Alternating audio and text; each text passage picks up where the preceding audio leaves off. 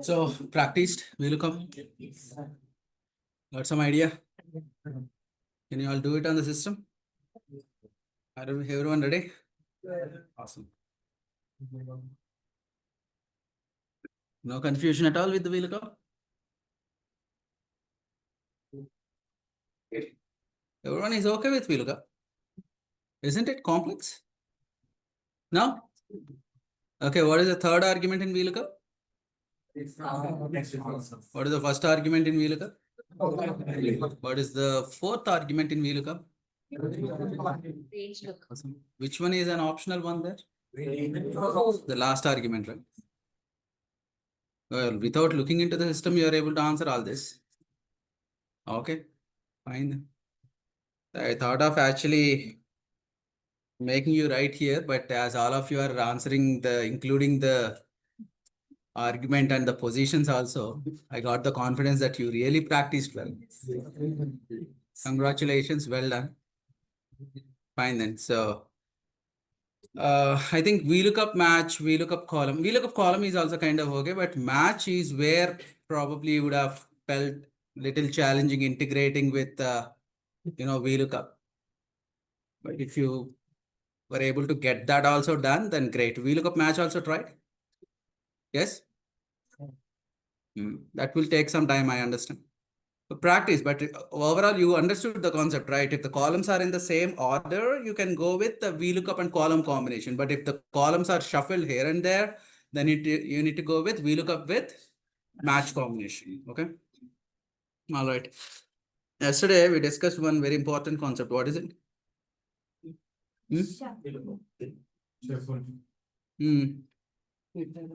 If the lookup value is not there in the first position. Correct. Yeah, IDRA skill we discussed, you remember? Yeah. Think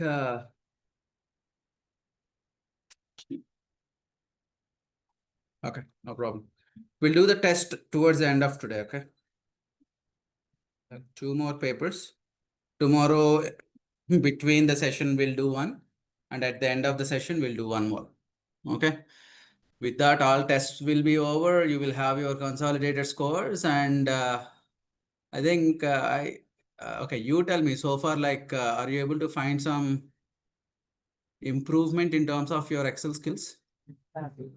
Or is it the same way you were earlier? Improve. Now you know how to read the formula. We are not going to blindly write every formula just by hearting, right? You know why it is asking for a particular argument, which one is mandatory, which one is optional. You're reading and writing, right? So you're not by hearting, the steps and performing the same thing. Yeah. Okay. Perfect then. Okay. So let us proceed to this index and match. But before that, I'll explain VLOOKUP and match. Yeah. I told you, right? Multiple times I'll explain this. Right. Because which is very much important. Okay. In the interviews also you get these questions. Okay. I'm going to write this VLOOKUP and match combination. Let's see that. Okay. Let us write the normal VLOOKUP only. How do you write it? Equal to VLOOKUP. Lookup value is this. What is common? A is common. Perfect. And then table array. You go there and pick up the table array, which is here. Select that. Right. And freeze it. And coming to the directions are there in the 6th column and 0. This is okay. But the problem is this number 6. Yes or no? Every time it can't be 6, right? The columns are not there in the same order. So which formula returns the position we discussed? Column formula returns the position, but column formula returns which position? If you write column of B2, which returns? Column of B1, if you say, which returns? B number 2. So, but are we looking for 2 or are we looking for 6? Then we discussed match. Column. Match. You cannot write a column formula here because the columns are not there in the same order. If they are like in 2, 3, 4, 5, 6 order, then it's okay. You can go with the column formula, but the columns are not there in the same positions, right? They're not there in the 2, 3, 4, 5, 6 order, right? Then what is the formula that returns the position?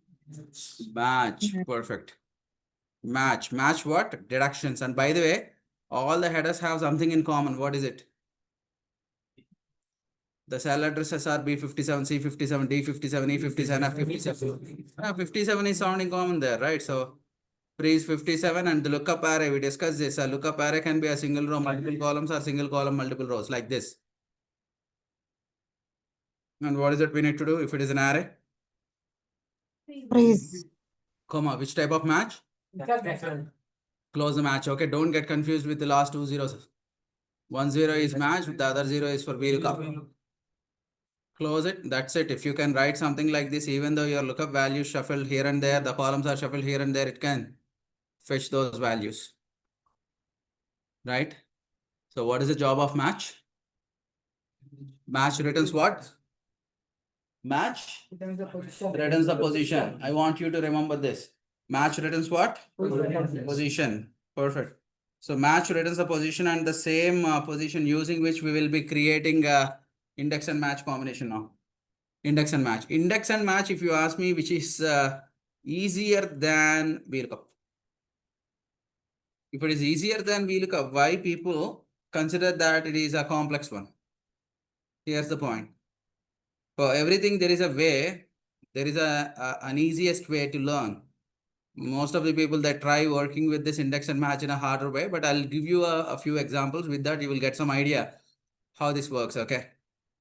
So if you select this, something like this, can I consider this as an array? Is it an array? Yes or no? What is an array? Range. Is it a range? What is a range? Collection of cells. Okay, is it collection of cells?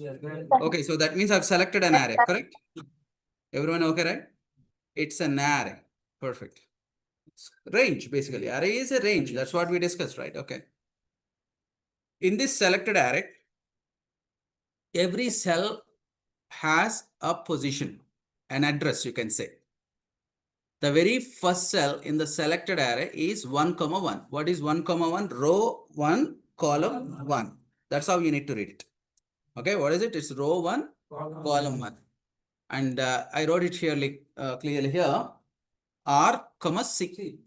Row number 1, column number 1. 1, 1. You can say that. Okay, if this is your array, the position is 1, 1.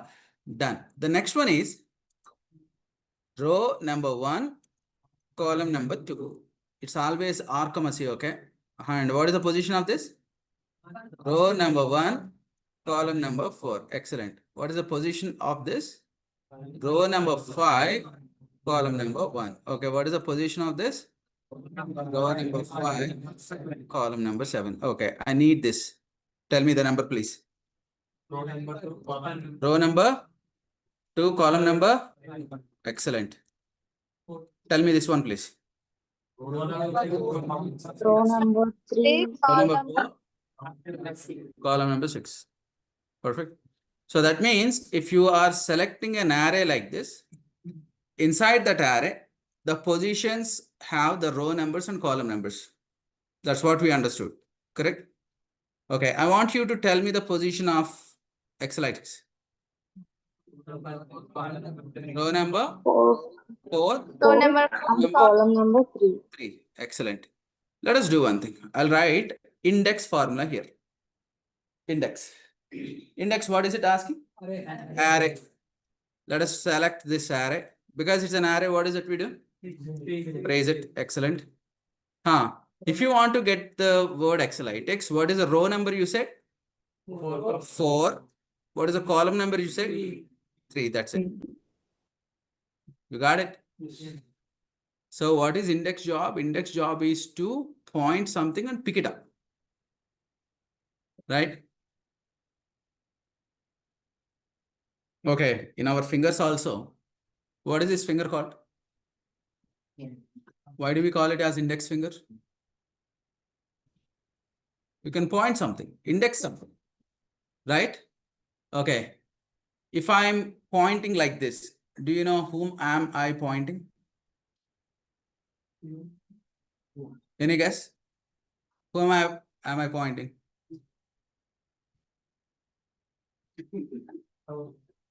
Come on, whom am I pointing now? Who is Surya, by the way?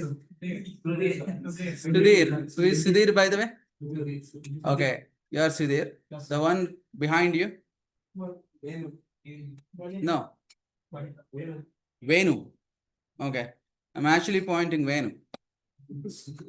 Yeah. Why there was some confusion? Because, I'm using the index finger just to point someone here, but you have a big group here and unable to figure out, right? But I'll do one thing. I'll do a slight change to it, okay? I'm pointing someone. Okay, I'm pointing someone now like this, okay? But I'll tell you, my point goes to, the one whom am I pointing, I'll tell you the row number and the column number. Row number is 1, 2, 3, 4. Column number 1, 2. Now you tell me. Exactly. Right? So that means when you want to point something from a group, if you can tell the row position and column position, you can easily pick that up. You understood, right? So here also I see rows and columns only. You are like the cell addresses in the Excel. You are sitting in the rows and columns only, right? Everyone has a cell address there, right? Row number and a column number. If I see entire thing as an array, I can tell the row number and column number to pick someone from there. You understood, right? So the job of this, the one that it does this job is index. Index. Okay. Whenever you think about index formula, remember this. It is to point something. But to point something, what is that you need? You need the row number and column number. Is it okay? Yes. Fine. Index formula job is to what? Pick up something. But to pick up something, what is needed? Row number and a column number. You need to tell the row number and a column number so that it can go and pick up the value. That's it. Right? Okay. Index job is to pick up something by getting the row number and a column number. What is the match job? Match does what?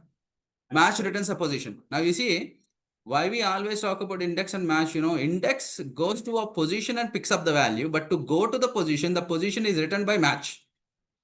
Match returns a position, the row number and a column number. Index goes there and picks up the value. That's it. Right? Now let us see how the index and match works. Actually, if you ask me, this is much more easier than VLOOKUP and it can perform better than VLOOKUP and faster than VLOOKUP. But just that we see it like a, multiple formula mix. You may be confused, but it's actually easy. Okay. Answer this, please. I'm looking for employee 17 deductions value, okay? Employee 17 deductions. And the moment you see something like this, you get an idea that if this is the data, employee 17 deductions, employee 17 employee ID there in the first column, deductions are there in the sixth column. To dynamically fetch those things, I can use a VLOOKUP and match combination. That's what we just did, right? But if the data set is like this, but as per the requirement, what is it saying? Use the master data, which is located in J1 to P18. If you go to the J1 to P18 range, this is the data and this is how it is. Now you got the point. J1 to P18, the data is like this. Right? Okay, here we go. If you want to get this, VLOOKUP is not okay. Why VLOOKUP can't work with this range? Can anyone tell me? Exactly. The first column must be the employee ID column and we don't have it. right? Okay. So definitely you need to go with index and match, because VLOOKUP can't do this, right? Okay, this is what we can do. What we can do is, let's do a simple example, simple thing here. I want to go with index first, index. But even before indexing, I have a question here. Which value you want to fetch here in this cell? Deductions of who? Employee 17, right? Can you tell me how much is the deduction value of employee 17? How much? 12,000. Okay, so this 12,000 is the employee 12 deductions, okay? Right, which is correct. Employee 17 deductions are 12,000. Perfect, it's the correct answer. So tell me this, if I consider this as an array, and you know the positions, right? The row position and the column position, right? So can you tell me the row position and the column position for that 12,000? Count it, tell me. Fourth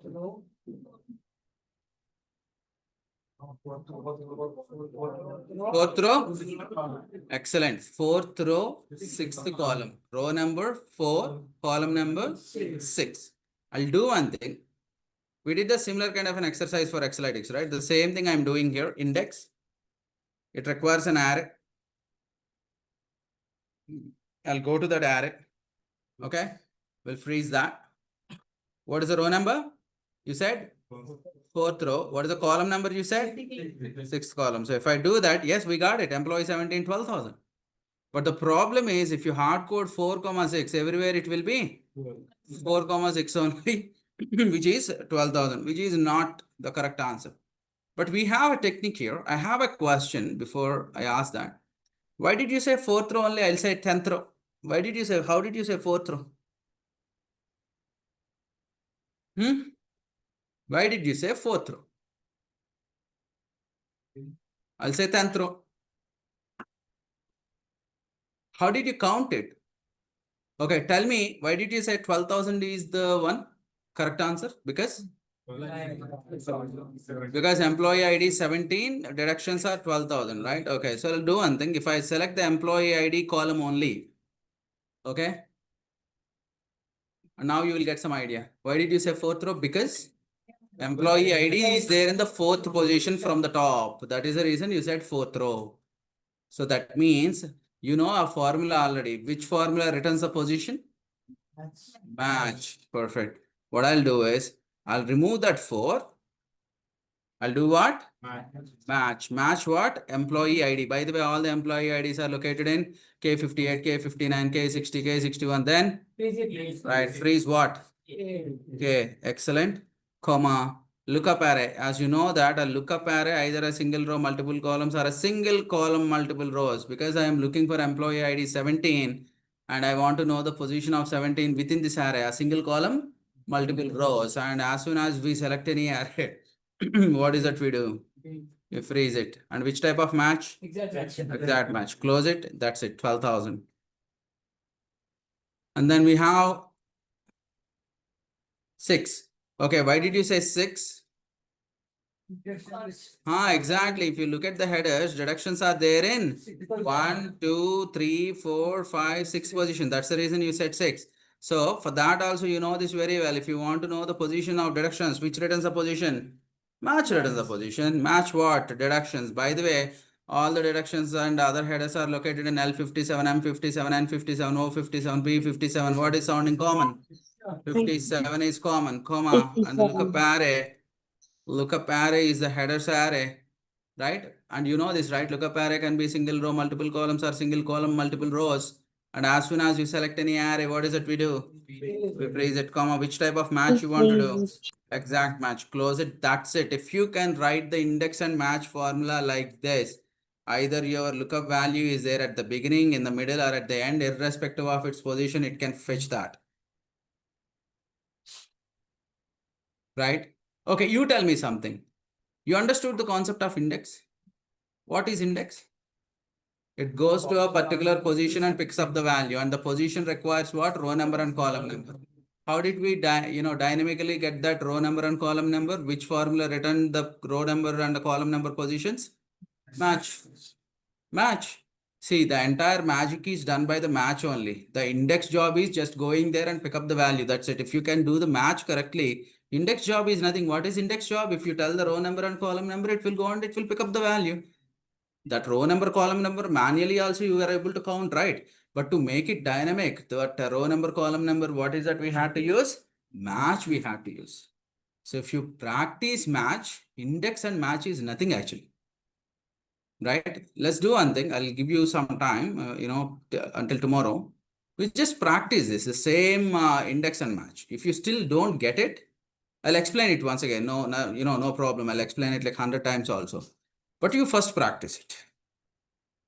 Okay? First practice it. But you understood the concept, right? When to use index and match? If the lookup value is not there in the first position, then we need to go with what?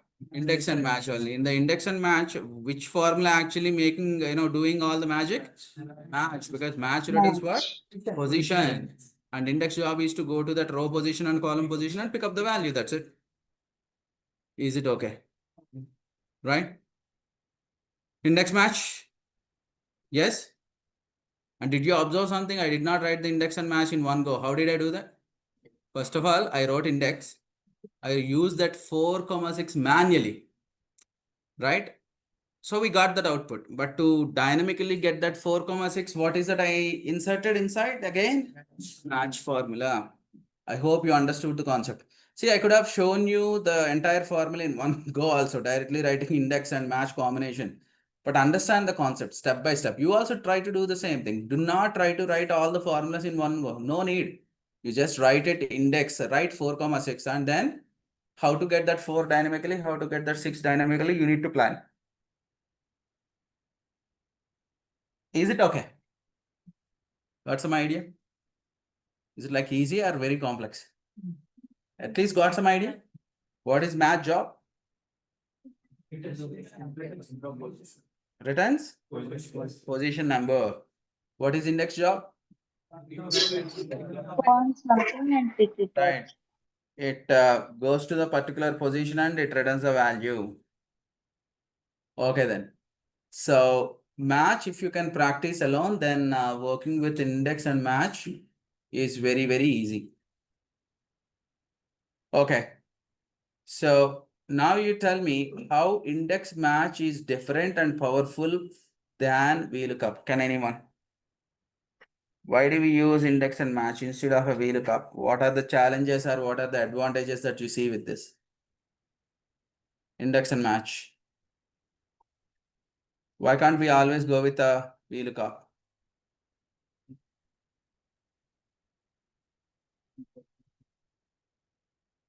Yeah, we saw that example already. Why can't we always go with VLOOKUP? First column is Exactly, not in the first column, if the lookup value is not there, then you cannot use Index and VLOOKUP, but you can go with index and match there. Right, index and match formula is the one. Even though your lookup value is there in the middle, that's okay.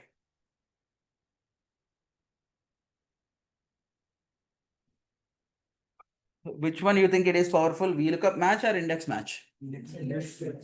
Index match. Practice index match also. Most of the interviews, if you get a question on VLOOKUP, the next follow-up question you can imagine, you can assume that an index and match. Okay, index and match may be asked during the interview. If someone is asking for a VLOOKUP, index and match usually be the next question. Okay, and we understood the differences. For the VLOOKUP, the limitation is the lookup value must be there in first column. But when it comes to index and match, the lookup value can be in any place. Okay, and you can fetch that value. That's what we discussed with the help of index and match. Entire magic is done using what? Match only, because match returns the row position and the column position. Right? Okay, cool then. So you got some idea? Right? So I hope all of you can do this index and match. Just in case if you're stuck, maybe check with your friends or something. And tomorrow, once again, I'll explain this index and match. But if you have any questions, you can ask me. But if you want to ask me any question like index and match on index and match, then you will get a question from me that what is that you practiced? Okay, right? And you should be in a position to explain me. I have no problem explaining this index and match for 100 times also. But the challenge is that if you are just watching the screen and trying to remember, may not be possible. You will have to practice. Then only you will find those issues with the commas, brackets. Because the length of the formula, if you observe, it has index, it has match, 2 times match is there. So that's the reason the length of the formula is a bit bigger. And there, if you miss any comma or a close bracket or something, that will lead to a different issue. So you need to practice that a couple of times. Yes, you will also get the errors, but just by doing step by step multiple number of times, you will figure out the logics and should be able to write complex formulas. Index and match, again, most commonly asked interview question. Please practice it for today. And just in case if you're stuck, take the help of your friends, still not getting it, you can ask me tomorrow. I'll once again explain it. But again, remember, if you are asking me any kind of a question, I'll ask you a question first. At least if you can't remember what is that issue, take a photo of it. And if you can show me that photo also, that should be fine. See, I want you to practice first before asking any question, right? Without practicing, even if you ask that question, same question for multiple number of times, it's not going to help you. I hope you got the point. Yes? Okay, excellent then. So you are done with a good number of lookup formulas. We tried VLOOKUP with column, VLOOKUP with column and if error, and then match, VLOOKUP with match and if error. Now we understood index and match, and along with that, if you want, you can write if error also, right? There is another formula called HLOOKUP. I really don't want to explain it. Why? If you know the VLOOKUP, you know the HLOOKUP also. VLOOKUP stands for? HLOOKUP stands for? There is only one argument that you find little different in HLOOKUP. HLOOKUP also has a syntax, very much similar syntax. It says lookup value, table array, right? In VLOOKUP, you have lookup value, table array, column index number, and finally range lookup, right? But in the case of HLOOKUP, you have lookup value, table array. In the place of column index, what is that you get there? You get the row index there. That's only the difference, because VLOOKUP vertically it does and it requires the columns. HLOOKUP horizontally it does, it requires the rows, row index number. So when to go with the VLOOKUP and when to go with the HLOOKUP? You may get that kind of a question also. Understand that if you want to go with the HLOOKUP, the only one difference that you need to identify is the table array arrangement. The table array arrangement, if it is like this, okay, you see that it's the horizontal data set. Usually you see this in the headers, employee ID, employee name, designation, basic salary, but here this data is there in the form of rows.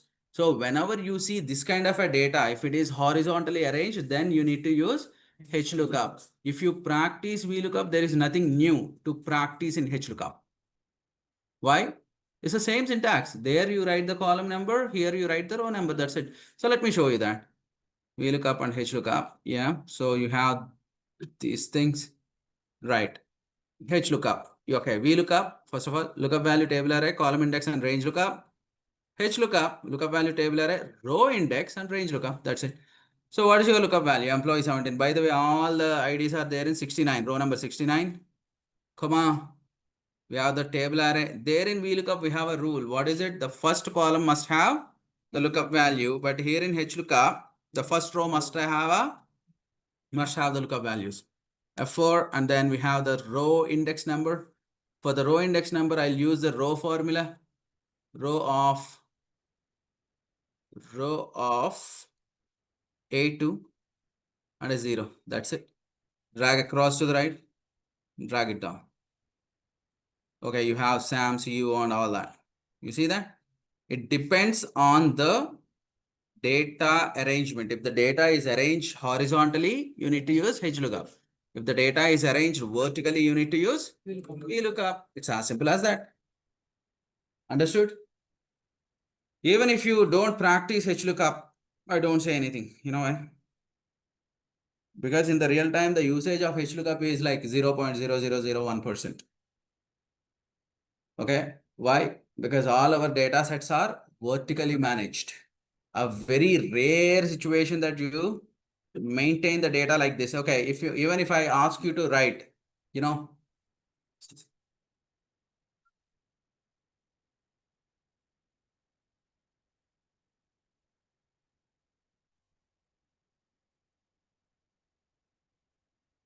okay. Even if I ask you to write it on the paper, okay. Let's say if I'm giving you names, they're like Raju, Ravi, Rakesh, and all. How do you write it on the paper if I want you to write it? Raju, Ravi, Rakesh, Ramesh. Vertically, you write it. You see that? You don't prefer writing them Raju, Ravi side by side. You write one by one, one below the other one. So that means we all are very much habituated to writing data vertically, including the databases. Also, the data is stored vertically only. That is the reason VLOOKUP is very much important. Now you understand? If you are using a formula, you know, quite frequently, that means there is some reasoning behind that. I'll tell you one thing. In the real time, the usage of the VLOOKUP is mostly there than the index and match. Index and match, yes, we rarely use, but VLOOKUP is mostly used. Do you know why? Because in the databases also, the very first column, they maintain the lookup value column. In the VLOOKUP, what is it needed? What does it need? The first column must be the lookup value column, right? In the databases, all your first columns are lookup value columns only. But just in case, across the globe, all the database developers, if they keep the values in the last column, the lookup values in the last column, you know what? By now, everyone would be talking about only index and match. No one really cares about VLOOKUP, because VLOOKUP requires the first column as the lookup value. If all the databases, they store the lookup values in the last column, so last column, if it is there, will the VLOOKUP work? No, VLOOKUP requires the lookup value must be there in the first column, right? Now you get the point. See, since the data itself in the database is stored this way, in Excel, VLOOKUP becomes very, very important for us. Understood? Got some idea now? Okay.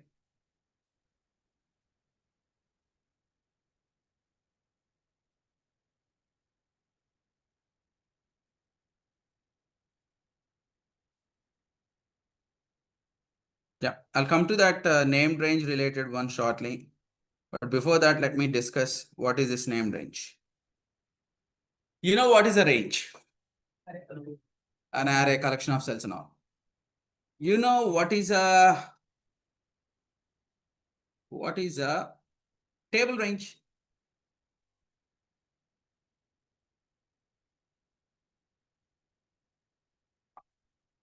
Table range.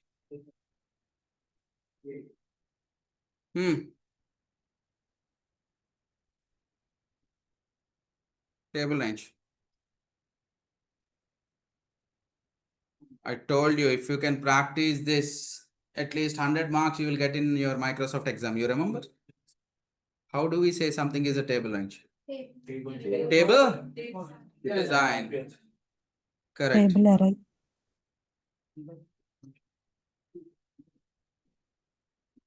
Table design. You remember? Right. Yeah, that's it. So similarly, we have something called named range. What is it? It's a named range. It's a named range.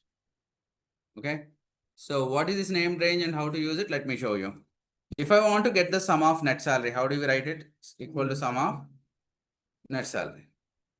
Right? What is it? Sum of net salary, right? Okay, let me write that. Sum of net salary. Average of net salary. Okay, average of net salary. Max of net salary. Max of net salary. But yeah, you don't want to do something like this, okay? What I'll do is, I'll go to that range, I'll select the range, I'll give a name to it. In the name box, I'll give a name. What is that I call, I'll call it as net salaries. Net underscore salaries. So if you select this, instead of G2 to G18, you can also use a name to it. What is it? Net salaries. Now you see, if I want to get the sum of net salaries, earlier I was going there and selecting it, right? No need to do that. Directly write sum of net salaries. See that? Same answer. Average of net salaries. Max of net salaries. You see that? Isn't it easy to write the formula? Once you define a name to it, right? So if you take that, take like this, sum of deductions, why it is not?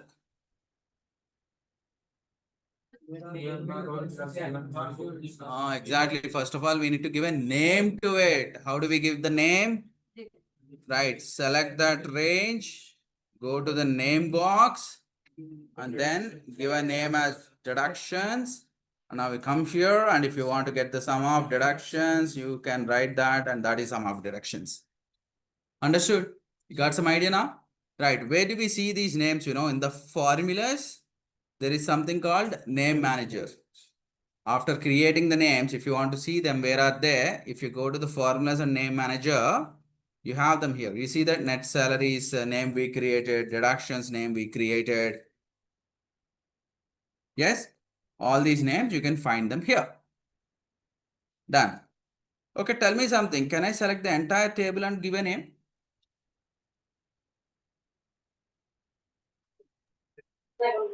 Yes.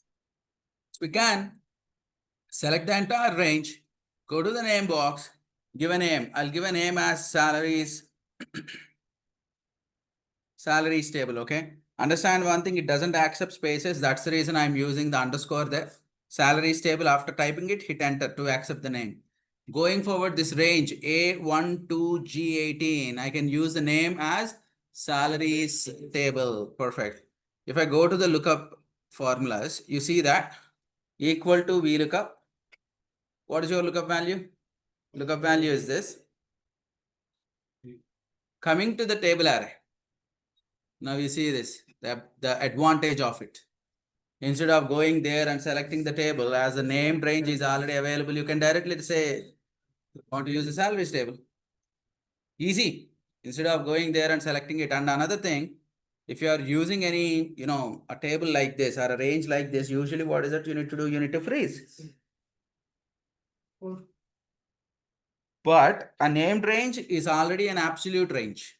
That means you no need to do any F4 or something. It's already an absolute range, right? And then followed by the column number. For the column number, as the columns are already in the same order, I will use the column of P1 and what kind of a, yeah, exact match. That's it. Drag it across to the right, drag it down. So tell me, named range, did it add more value to our formula? Yes. Right? Instead of going to a particular sheet and selecting it, what is it? You can directly type the name. In all our previous exercises, if you remember, whenever I attempted a VLOOKUP, what I had to do, I had to go to the data set sheet and then manually select this. I no need to do that. I can simply give a name and just call the name. That's it. Understood? Right. See, this is the beauty of Excel, okay? What is it? The more you learn, the more lazier you can become. Yes or no? Why unnecessarily investing time in, switching the sheets or selecting the range, freezing it? You give a name range. You just type the name range and select it. That's it.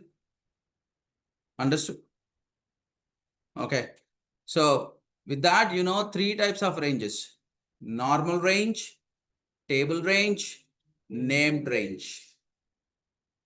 Okay. What is the table range shortcut? Table range. Control. We discussed control. T. Control T, T for table.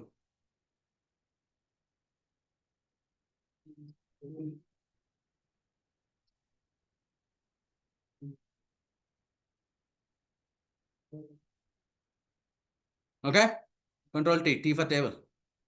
Done. Got some idea? Perfect. Moving on to the next one, calculation options. The last topic in the formulas. I think I think all of you are okay writing these formulas. Yes? Got some idea? Excellent then.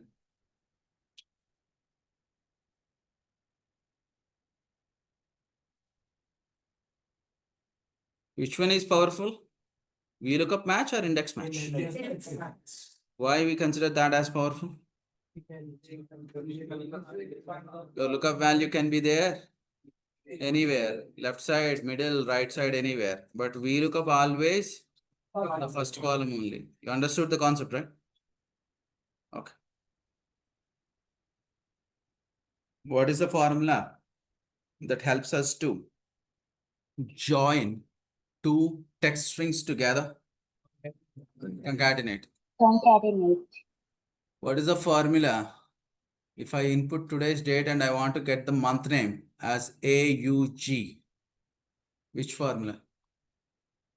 There is a formula that returns MMM I need to use. In which formula? Was it? Text formula. Text. Formula name itself is text. Okay? Done. I hope all of you are comfortable with the formula so far. Right? Okay. Cool. Then I will write, I'll show you something here and then you will understand what is automatic calculation mode. So in A4 cell, what is it you have? You have sum of A1 to A3. Excellent. So if I change something here, okay. If I change something here, will this 100 change or not? Okay, it will change. If I change something like this, yes, it is 60. If I change something like this, if it is, yeah. Perfect, it's changing. When is it changing?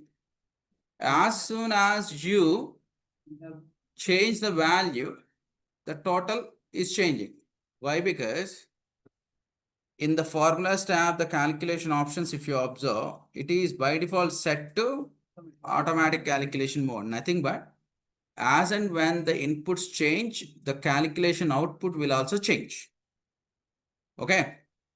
And if I put 50 there, automatically it changes. That's the reason we call it what? Automatic. We have partial, not very much needed, but we have manual. So let me just change this to manual. Okay. And if I change it as 10, okay, what is the result you expect here? Sum of 10, 20, 30 is equal to 60. But it shows what? 100 only. But it shows, in the advanced versions of Excel, it shows a strike through and it says that formula hasn't been updated. But in most of the previous versions of Excel, you don't see any strike through. It simply leaves the value as 100 only. But tell me something, sum of 10, 20, 30, is it equal to 100 or is it equal to 60? 60, right? But why it was not automatically updated? Because the calculation options are set to manual. That's the reason. But what you can do, you have an option here, either calculate sheet or calculate now. Okay, I can go with the calculate now. Nothing but all the sheet related calculations should be updated. And if I click this, yes, now you get the correct output, 60. Right? Again, if I change it to maybe 100 here, what is the value it's supposed to be? 150, but again, the same problem. Calculate. Now, that's it. So, whenever you change the values, if the calculations are not getting automatically updated, you need to doubt the calculation options. The calculation options, are they set to manual? Are they set to automatic? If they are set to automatic, we don't have an issue. But if they are set to manual, then the problem is the values may not be changing and may not show the updated result. Okay. You understood what is automatic and what is manual? Right, out of automatic and manual, which one you think it is recommended? Automatic is recommended or manual is recommended? Automatic. So that means as and when you change the inputs, the result should automatically change. Then only you can see the correct output. Otherwise, it is going to be incorrect output only. But yeah, what is that kind of output we always see? We always want to see the automatic one only, right? If automatic is only so useful, then probably you get a question why Microsoft came up with a manual calculation mode. Yes or no? Is it like really adding any value manual calculation mode? We are not getting the correct results also there. Yes or no? It is showing some incorrect results. Even after updating the numbers, it is still showing old result only. But again, you need to go there and either you need to say calculate sheet or calculate now, then only it is showing the updated one. Correct? I understand. But I would like to give you a small exercise. And after that, you will understand why manual calculation mode is needed. I'll tell you 3 numbers.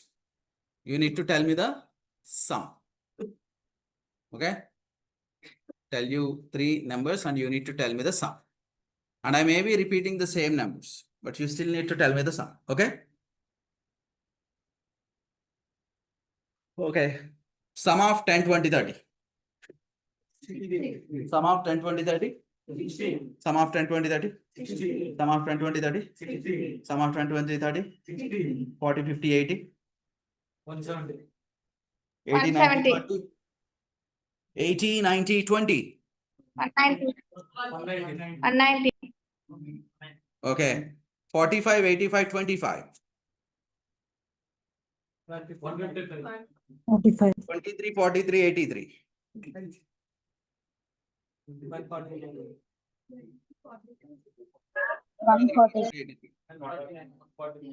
Okay, 1085, 1021, 29. 845, 921, 225. 891, 229, 200. 841, 1028, 1091. 2245, 3481, 8121. Why are you not responding?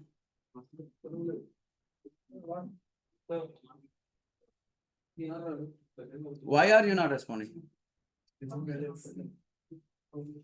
When I was asking this 10, 20, 30, 10, 20, 30, 10, 20, 30, you're saying 60, 60, 60, 60. And I said like 40, 80, 90. Right? Then you said like, okay, how much? 210? Right? You observed something. When I was repeating the same numbers, you are comfortable. Why? Because you are not doing any calculation. It's the same input, same output. There is something called cache, memory cache. Okay, what is this memory cache? You already did the calculation first time. 10, 20, 30 sum is equal to 60. Next time onwards, as the inputs remain same, you are saying 60, 60, 60, 60. There was no challenge. But after that, I said like 40, 80, 90. Then you observe something. You all spent a fraction of second.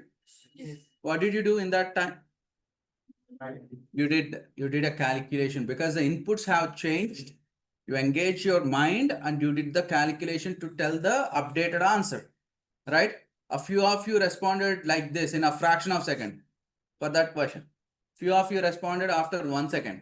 Few of you responded after 2 seconds. Few of you responded to the same question after 3 seconds, 4 seconds, right? You know why? The ones who responded really quick, you are using i7 processor with a 16 GB RAM inside, and you were able to quickly do that calculation and tell the answer, right? Few of you are using a P3 or a P4 little outdated processors. Nothing wrong, because we all are with different skills, right? Yeah. So you responded a little late, right? But after that, when I was giving you the numbers back to back without any break, okay, you all went into not responding mode. You know why? Your chipset kind of crashed inside, unable to process those calculations, right? You turned into a not responding mode application, right? Observe something and understand something here. If more number of calculations to be done, more resources are needed. Resources, nothing but your processor, RAM and all that. If Excel is doing a lot of calculations, right? What happens? It consumes more computer resources, like the processor will be consumed, RAM will be consumed. But I'll tell you one thing. If it is like automatic one, the moment you do one modification, Excel will have to update the calculations, all those calculations and to show the updated numbers.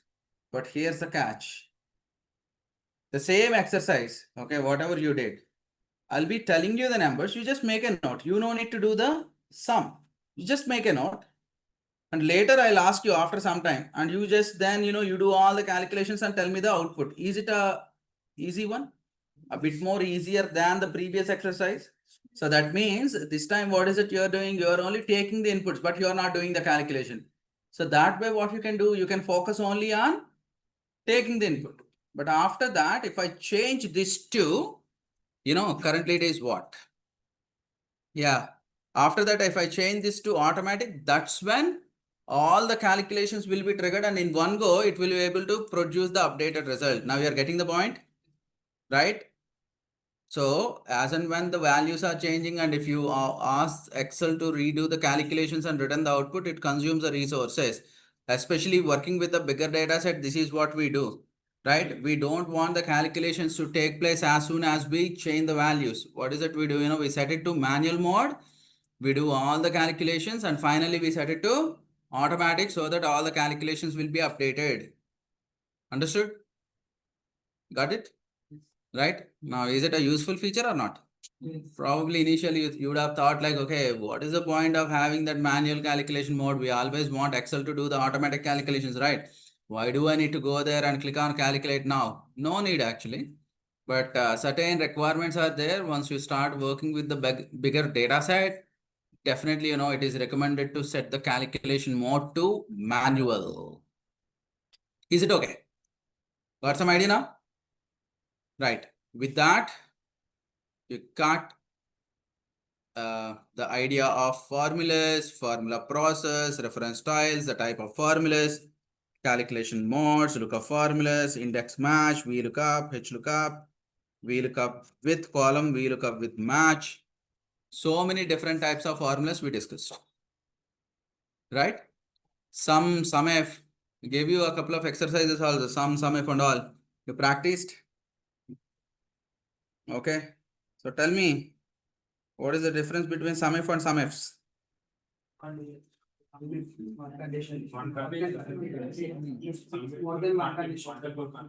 Right. SUMIF is one condition, SUMIF says multiple conditions. Excellent then.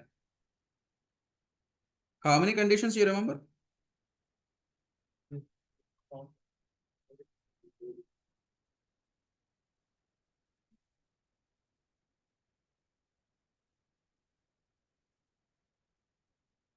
SUMIFs we discussed. In SUMIF, how many criteria can we write? 127, sir. 127, correct.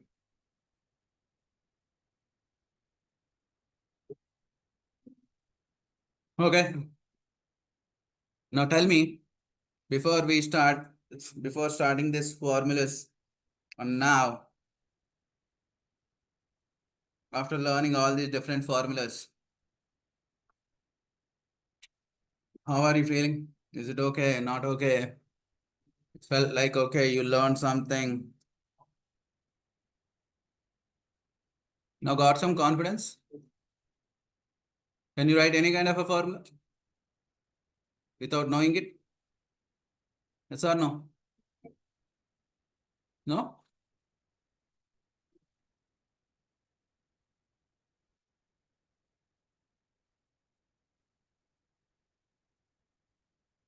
First argument. What is the reference?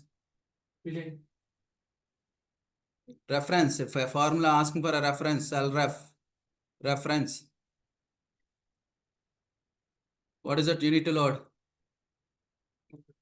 It's a reference we need to load. Okay. F1, is it a reference? F1, is it a cell reference or not? Yes.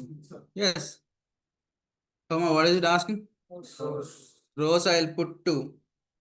The next one, I'll put 1. Okay. The last 2 arguments are optional. How do I know that they are optional? Excellent. I'll just close that. Hit enter. Okay. Reference is F1 and we are using 2, 1. Can anyone tell me why it has written 9,750? Here I have started my reference. Okay. Now you tell me 2, 1, how it has written that 9,750.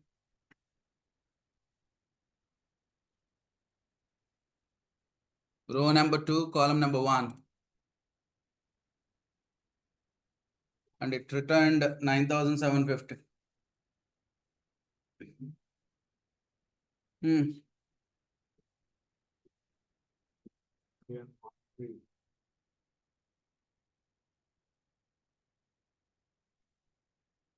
Do you see 9,750 on the screen somewhere? Can you tell me why your cursor moved to 9,750? What did you write in the row numbers? Column number? Okay. So this is what it is doing. This is your reference, right? 2 rows down, 1 column right. Yeah, that's how. Offset basically moves the cursor position from one location to the other location with the help of row number and column number. That's it. See, you can write any kind of a formula. But yeah, a little bit of practice is also needed. Okay. All right. So let's talk about sorting and filtering. You know sorting? Arranging the data in ascending order or descending order. Okay. I would like to tell you one very, very important rule here. Okay. If you want to sort the data, most of the people, they do this mistake. They select a particular range to sort it. Not a great idea. That's the reason I clearly mentioned here, don't select cells. But few people, what they do, you know, they select a range and they go with sorting. A to Z or Z to I, okay? I want you to take a look at what is Suresh basic salary. How much is it? 60,000, right? Okay. Now you see what will happen here. If I click on sort the data, of course, it throws a sort warning like this. What is it saying? You know, there is some adjacent data. Would you like to sort the entire data or would you like to go with only the current selection? Okay, if I say that, okay, I want to go with only the current selection and click OK, Suresh is supposed to get how much? 60,000, right? Take a look at Andrews. Andrews is supposed to get how much? 14,000, right? Let me click OK. Now Andrews gets how much? 60,000. And Suresh gets how much? 2,000. Right? Understood? Okay. What happens, you know, Andrews stays quiet, but Suresh makes a lot of noise. Why? Andrews supposed to get how much? 14,000, but got how much? 60,000 salary. But Suresh supposed to get what? 60,000, but getting how much? 2,000. Let's say your salary is 60,000, but your HR payroll team processes only 2,000. Would you not make any noise? Definitely, right? But why Andrews is silent? He's getting more salary, right? Maybe thinking such a good company without even letting me know, you know, they paid more salary. I think they processed the bonus for me that, you know, they recognized my skill. Andrews may be thinking like that. But now you got the point. If you are selecting a range and sorting it, it will mess up everything. Be careful. Okay, let me do the Control Z. If you want to sort it by the employee name, you don't need to select any range like this. You know what is it you can do? Just keep the cursor on EMP name and simply do this A to Z. That's it. Right? Now we see Andrews is still with 14,000. Suresh is with 60,000. We don't have an issue with this. Okay, if you want to sort it by the employee ID, okay, just keep the cursor there, sort it in ascending order or sort it in descending order. Okay, the entire data will be sorted correctly. But don't select some part of the data and sort it, okay? It will mess up everything. Understood? Right. Do you have any idea about the filters?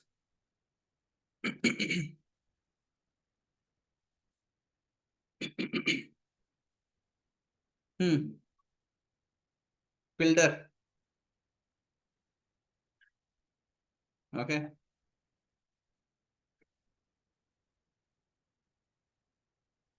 You don't use filters? Hmm. Hmm. Snapchat.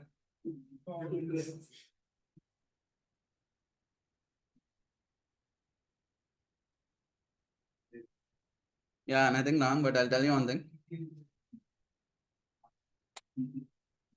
Probably once you get into your professional life, okay, where you really don't find any time. You don't care about all these accounts. Okay. I used to have a Facebook back in 2009 and 10. Realized I was wasting a lot of time on that. Deleted the account. I just have only WhatsApp and LinkedIn. LinkedIn is my professional network. WhatsApp is my regular communication channel. I don't think other apps, they may be there, but I think it's there, but I I open maybe 6 months once sometimes.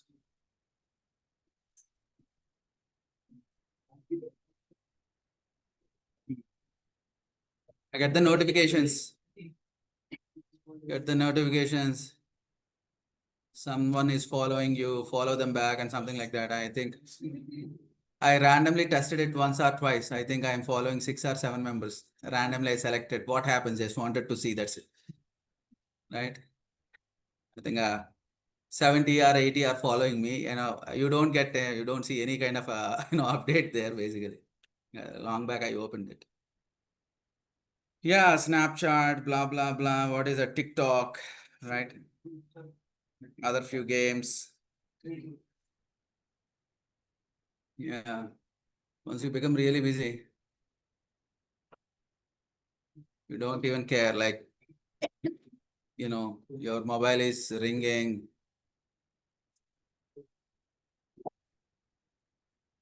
Most of my time, most of the times my mobile is on in silent mode only. I'll see whenever I get some free time, then I'll check if there are any. 81 missed calls. I'll talk to them once I'm free. Yeah. Soon you will become like this. Trust me. You got so much of free time, so nothing wrong, applying filters and trying out all those photos and all. No? Everyone says like, you got such a good phone and why don't you click any pics? Not about actually clicking the pics, but managing the data. I don't really like it because again, you need to upload them to the cloud and I need to manage the cloud memory. I don't like all that.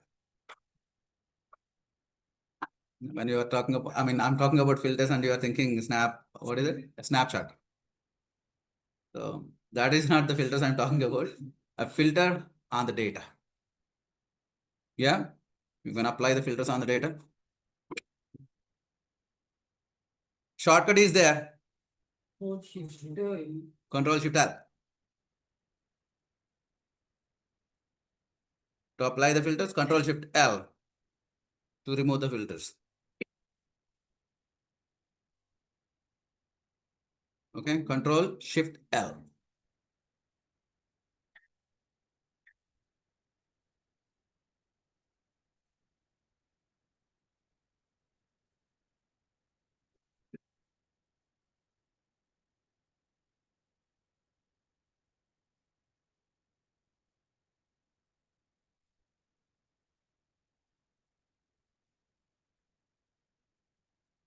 Okay.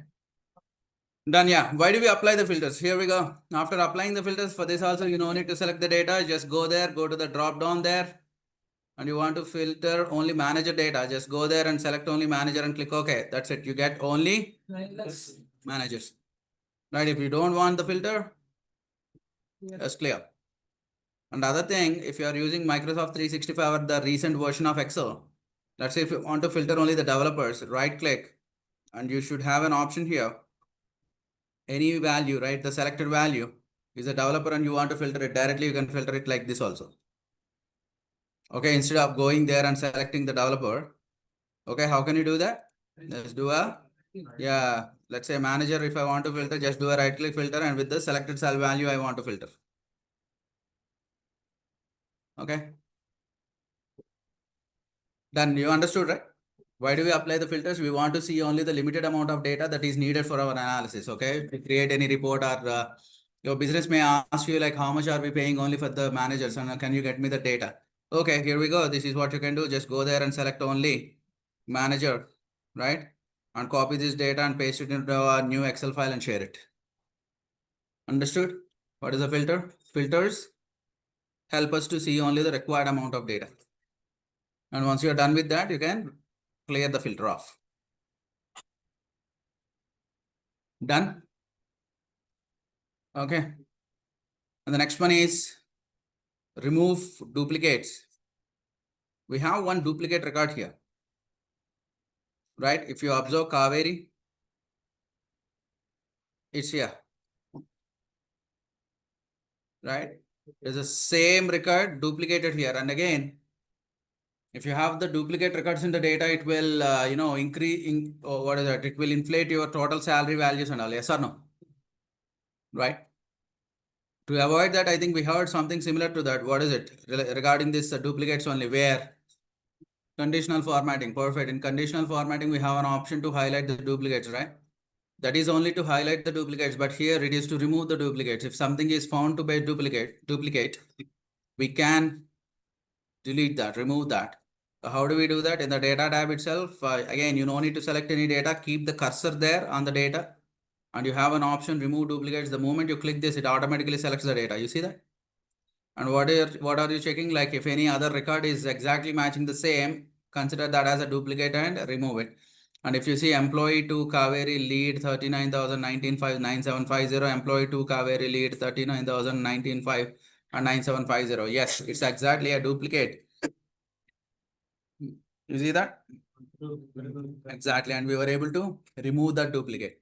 See, there are both the things are needed. Okay. One thing is conditional formatting, highlight the duplicates just to highlight and see which one is duplicated. But here it is to remove the duplicate.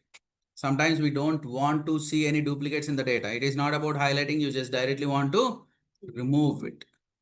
Understood? Right. That is about removing duplicate. Okay. Text to columns. This is also an interesting feature. I think you would have seen something like this. What is it? If you have, a full name, you want to get that into a first name, last name. You remember that? What is it? Flash fill. Perfect. Using the flash fill, you can actually do that, right? Using the flash fill. Perfect. So that we already tried, but text to columns, let me show you. As it says, text to columns. For this, what is it you need to select? You need to select a single column data, right? You need to select a single column, right? If you try to select two columns and if you want to go with this text to columns, it will throw an error saying that you can convert only one column at a time, a single column, not two columns. Select the single column, go to the text to columns, and there you have delimited or a fixed width. Okay, you want to go with the delimiter. Okay, tell me in the full name, what is it character separating the first name, last name? What is it? Space is the one, right? Okay, perfect. Use the delimiter one. Go there. What is your delimiter? Space. Observe this preview. You see that? Observe the preview once I enable that. So basically after the space, it is splitting that into the next column. Next, and where do you want to see that output? On A51 itself? No, I want to see that in the C51. After splitting it, I want to get the first name here, last name here, and finish. That's it. You see, your first name, last name is now here. Understood? Yes? Right. So far, is it okay? Got some idea? Yes, no? Yeah? Perfect. So what is the first one? It's about sorting, filtering, right? Control Shift L is the shortcut, and then remove duplicates. And just now we tried text to columns. Right. There is one more very, very important topic, which is data validation. Okay. Data validation.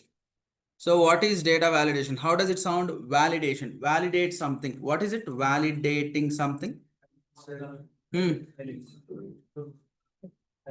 So when do we use this word? Validate something.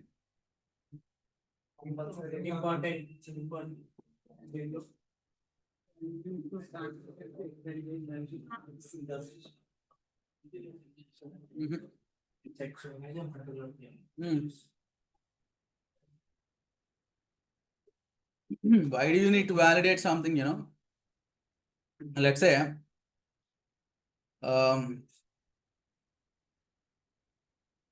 yeah, a simple example. You have a mobile number. I'll tell you the mobile number. 98481-920.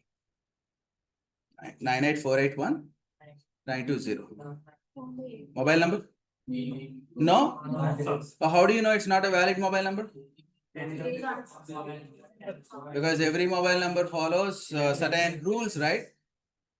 Every mobile number contains what? 10 digits. If I tell you an 8-digit number, it is not a valid mobile number. Got the point? So understand, there are a few values, they follow certain validation rules, right? And if the values are deviated from the rules, you can consider that is invalid data. Okay, that is invalid data and not useful for the reporting. I'll give you one more example. You have the student marks. Examination marks itself, the maximum itself is 100. But a student got 125. Invalid. Just because your handwriting is too good, your score cannot go beyond 100, right? Because 100 itself is the max. How can you get 125 there? Right? There is one short film also on that.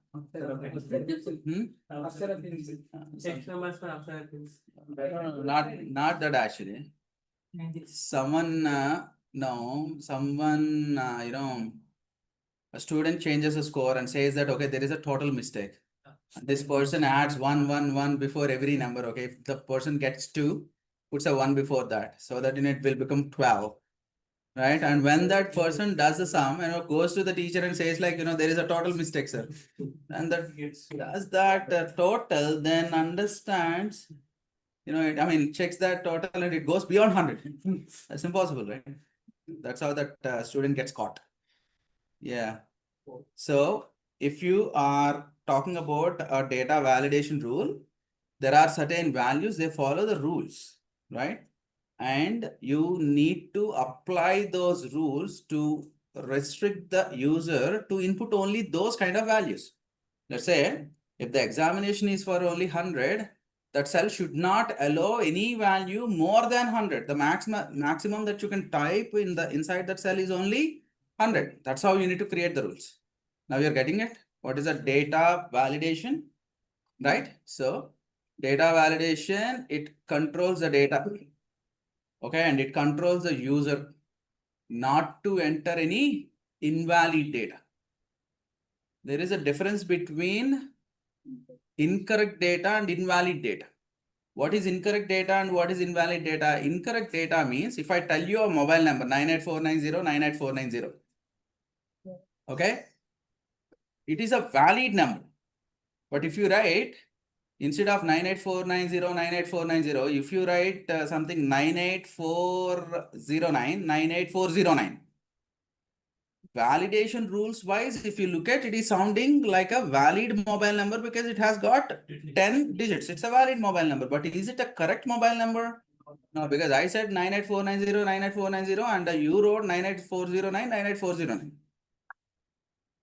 there is no direct way to control the incorrect values. Incorrect values cannot be controlled, but invalid values can be controlled. Invalid value means if I tell you a 10-digit mobile number, but if you type only 9-digit, then it is invalid because it is not following the mobile number rules. You understood? Yes. Right. So this is what we are going to do. This is about the working with the data validation. And by the way, you may get a question, what if I incorrectly enter a number, then is there any way that you can check? No, you need to do the audit. That is the reason in the real time, we have a process called auditing also. Whether these users entered the correct numbers or not, the audit team will verify. Okay. Okay. Fine then. We'll discuss. Let's take a break. Once we are back, we'll talk about what is data validation, how to check. Okay. Take a break. 15 minutes, please.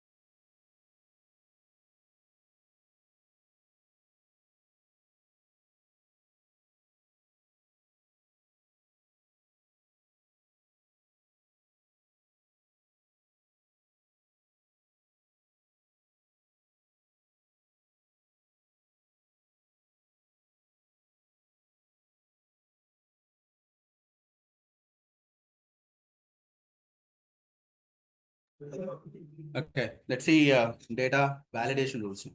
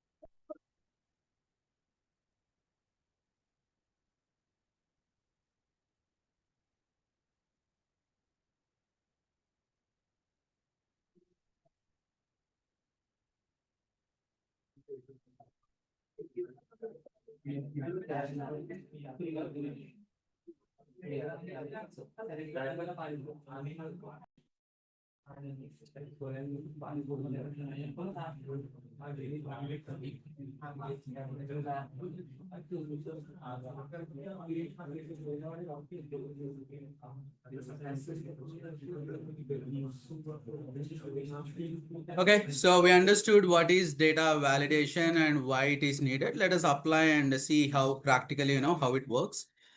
Basically, data validation, it can control the data only at the time of data entry, and copy paste doesn't work with data validation. Okay, so let's see what we can do here. In this particular range, you want to accept the numbers between 0 to 100. Okay, so select the range. That is the first thing that you need to do in the data validation. Select the range, go to data tab, data tools. We have data validation. Which kind of a rule you want to apply? A whole number between 0 and 100. Minimum 0, maximum 100. Done. And click OK. You will get, nothing is actually there, but you got the data validation rules applied on this range, right? But how to test it? Okay, so to test that, if I type 0, it is accepting. If I type 100, it is accepting. If I type 50, it is accepting. If I type 1 here, accepting. But if I type 101, right? You see that 45 is okay, 89 is okay, right? 0 is okay, 100 okay. But yeah, anything in between that 0 to 100 only, it accepts. But you get a question, of course, it is accepting only 0 to 100 range is fine. But how about this 200, 998, 456? Why are they there? They are like more than 100, right? Yes. So 200 can't be there, right? So someone thought of like typing 20, but type 200. But why is it accepting? Understand that it's not accepting any new value. If the values are already existing in the range, it can't control that. That's why I clearly mentioned here, it can control the data only at the time of data entry. If any value is already existing there, it can't control it. But if I try to type 200 once again, it stops me. You're getting the point? So if I type 100 here, it's okay. If I type 50 here, it's okay. Okay. But if I go back and change it as 200 again, no. So understand that if anything is already existing, it can't control. But if anything you want to type it, it definitely checks whether the values are falling within that 0 to 100 range or not. Understood? Also, if you have a value like 500, okay, let me copy this and do a value paste on it. Control Alt V and value paste on it. You see that it is taking. Why is it taking? Because clearly mentioned it doesn't work with copy and paste. It can't stop it. So that means if you are typing manually, then only it stops. Okay, copy pasting, no. If any value existing, no. There you get a question. I think it is still not helping me much because it is still accepting invalid values also, right? If the examination itself only for 100, why is it accepting 500 or why is it accepting the other values? Okay, I understand. See, there are certain limitations with data validation also. If any existing value is there, it can't control, but it can highlight.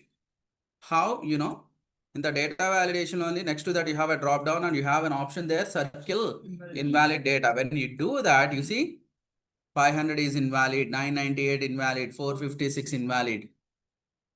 You got the point. So looking at these circles, you can easily say that, okay, these are invalid values and it's supposed to be only 50. It is a 98 and it is 45. You see that? Understood now? How this can be done? Okay, using data validation and circle invalid data. Right? These circles are not permanent circles. Okay, if I click save or if I click remove clear the circles, it clears them.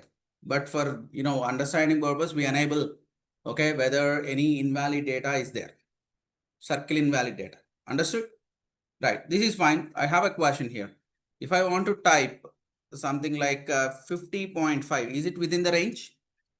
Yes. Okay, 50.5. Should this be accepted in this range? Yeah, we think like it should accept, but it says no. Why? Yeah, the rule that we have applied is whole number. But what I typed here, decimal. So you have an exercise here. You need to accept only 0 to 50. Decimal here, you need to apply that.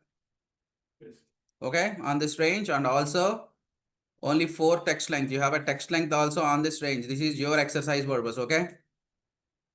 Can you complete that? This range you should accept 0 to 50 decimal numbers, and this range should accept only 4 character length. Is it okay? I'll show you one more very interesting thing called list criteria. What is this list? Let's see.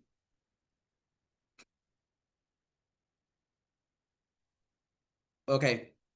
In this place, I want to get a drop down list. And where do we see these drop down lists? If you are filling any online form and there is a country field, country. Okay, tell me the country field. Does it come like a free text field or a drop down field? Drop down, not like a free text field. Free text field is nothing but a text box and you need to type the country name. Why don't we give a free text field for the country name? Because these country names are with, these are the predefined country names, right? You no need to type anything new. Yes or no? But, for the customer name or the student name or the employee name, can we go with a drop down list? No. Why no? Because employee name or the customer name or, any other name can be anything, right? You cannot give any free, preloaded text value list. We give what? A text box, a free text field. They can type anything. But when it comes to the countries, what is it we prefer? A drop down list. Why? Because the list of countries are already there. You just need to select one of the countries that you belong to. Got the point, right? So this is where we use the list. Go here, pick up the list. And here the first one is a manually entered list. So what is a manually entered list? Let's see. You can say team A, comma, team B, comma, team C. When you give the list like this, that appears here like this. So you need to select the names from this list only. But if you try to do something, it says no. Understood? Similarly, a reference list. You see that there you have a reference, right? I want to use that reference and create a list here. Okay, same. Data validation, list. Okay, this list, this time I'll take a reference. Click OK. Now you see that. What is the advantage here? The advantage is if you want to change something, you can directly change it here. Team C, if you change it, if you go back, you'll see team C there. Understood? This is also useful. We have a named range list also. I think you know how to create a named range. Can you tell me what is the named range name here for these 3 cells? How do you know?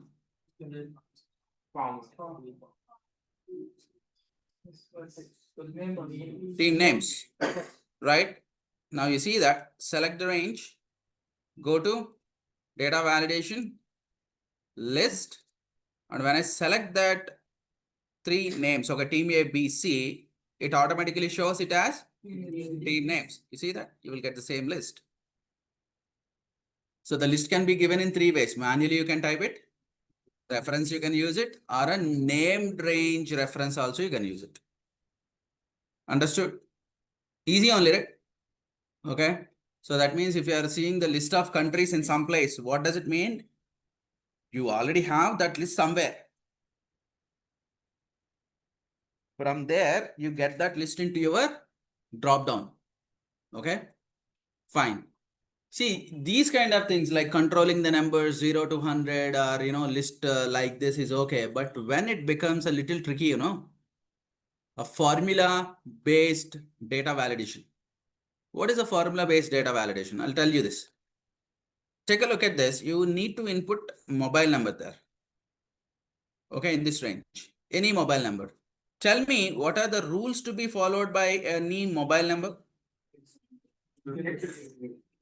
Yeah, 10 digits must be there.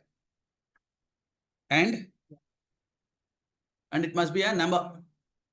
Just because something has a 10 characters length, you cannot say it's a number. It's a mobile number, right? If that is the case, I can type 10 length A, B, C, D, F, G, H, I, J. If I do this, this also has 10. So is it a mobile number? No, right? So what are the things that you need to check? Two things. One, must be a number. The second one, the length must be 10. So two rules it must need to satisfy. Right? If it needs to satisfy two rules, both of them are true, then only true. Which operator is it? Both of them are true, then only true. AND operator, excellent. So I'm going to take the help of AND function and then get this validation done. How do I do that? Whenever you need to write any formula-based data validation, don't directly get into the data validation. This is my suggestion. You just do one thing. Whatever the numbers that you want to input, just adjacent to the cell, you write your formula. What is the formula? You need to check two rules, right? Using AND function. What is the first rule? How do you check something is a number or not? Is number. Excellent. That is the first rule. What is the next one? The length must be equal to len of this thing must be equal to 10. If both the rules are satisfied, then only it returns true. Yeah. But if it is like a one number short, okay, of course it's a number, but it doesn't have 10 length. So that's the reason it is saying false. But if it is like a number with 10 digit, then it says true. My recommendation is this. You need to try out this formula somewhere in the adjacent cell. Once you find like, okay, this formula is working fine, then go to the formula bar and copy the formula. See this, very, very important. When I say copy, most of the people, they do this mistake. They try to directly copy it from here. Not there. Go to the formula bar and copy it from there. Copy that. Select this yellow color range. This is where we want to get the mobile numbers entered. Go to data validation. Which kind of a data validation you want to do? Is it a whole number, decimal number, list and all? No, nothing like this. Custom. There you have a formula based data validation. You just paste the formula. The formula, which one you are checking there? G66 cell. Nothing but the very first cell you are verifying whether it is following both the rules. Is it a number and is it with 10 digits or not? Okay. So which cell are we checking? Only the first cell. You may get a question. You are writing this data validation rule for the first cell. Okay, but how to check the second cell? How to check the third cell? You don't need to worry. What kind of reference style are we using here?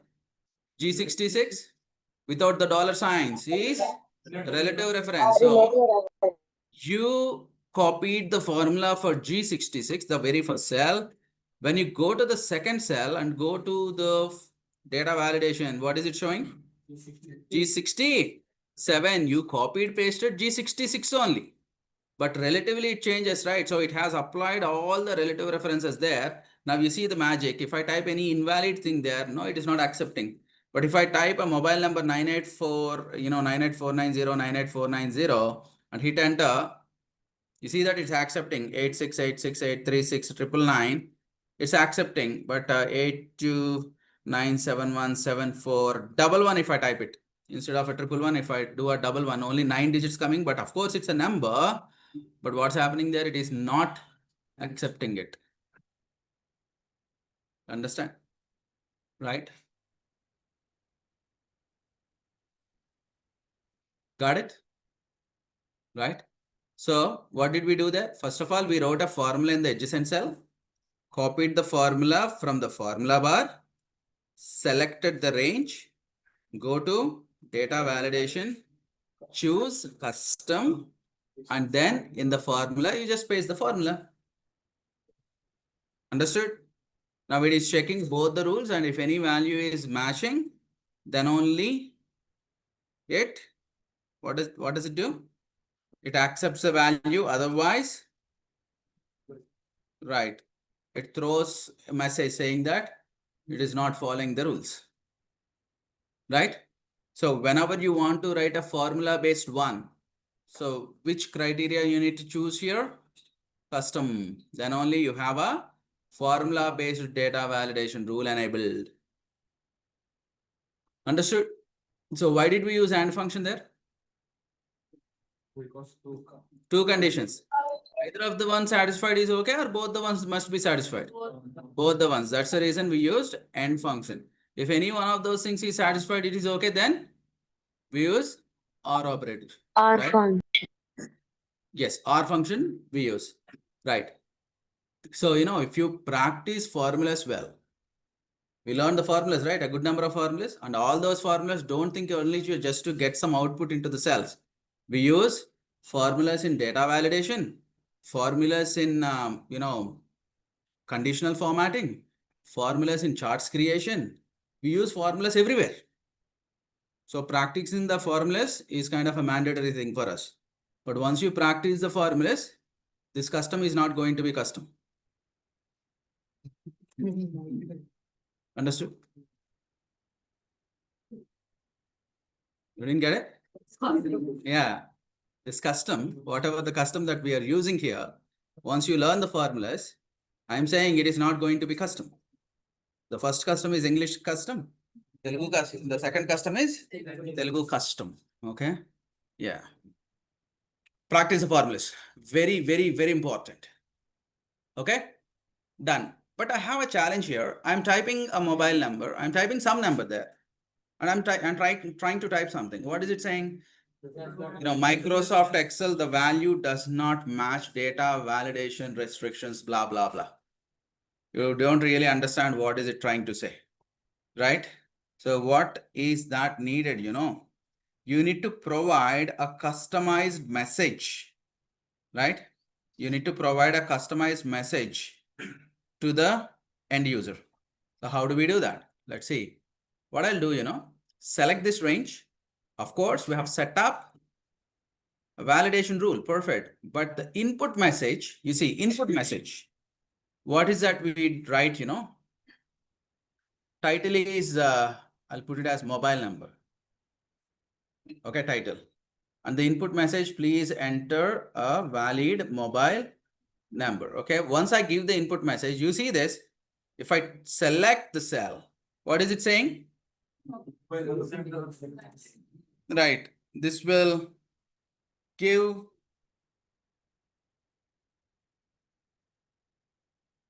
some idea to the end user. Yes, what is it they need to enter? A valid mobile number is what they need to enter. Done? Okay. Now, if they enter any invalid mobile number, okay, then what is it saying again? It doesn't match and blah, blah, blah. This is the error message, okay, the error alert that you want to show. So what is it saying? Microsoft Excel, the value doesn't match, blah, blah, blah, it is showing, right? Instead of that standard message, I want to customize this message. Invalid mobile number.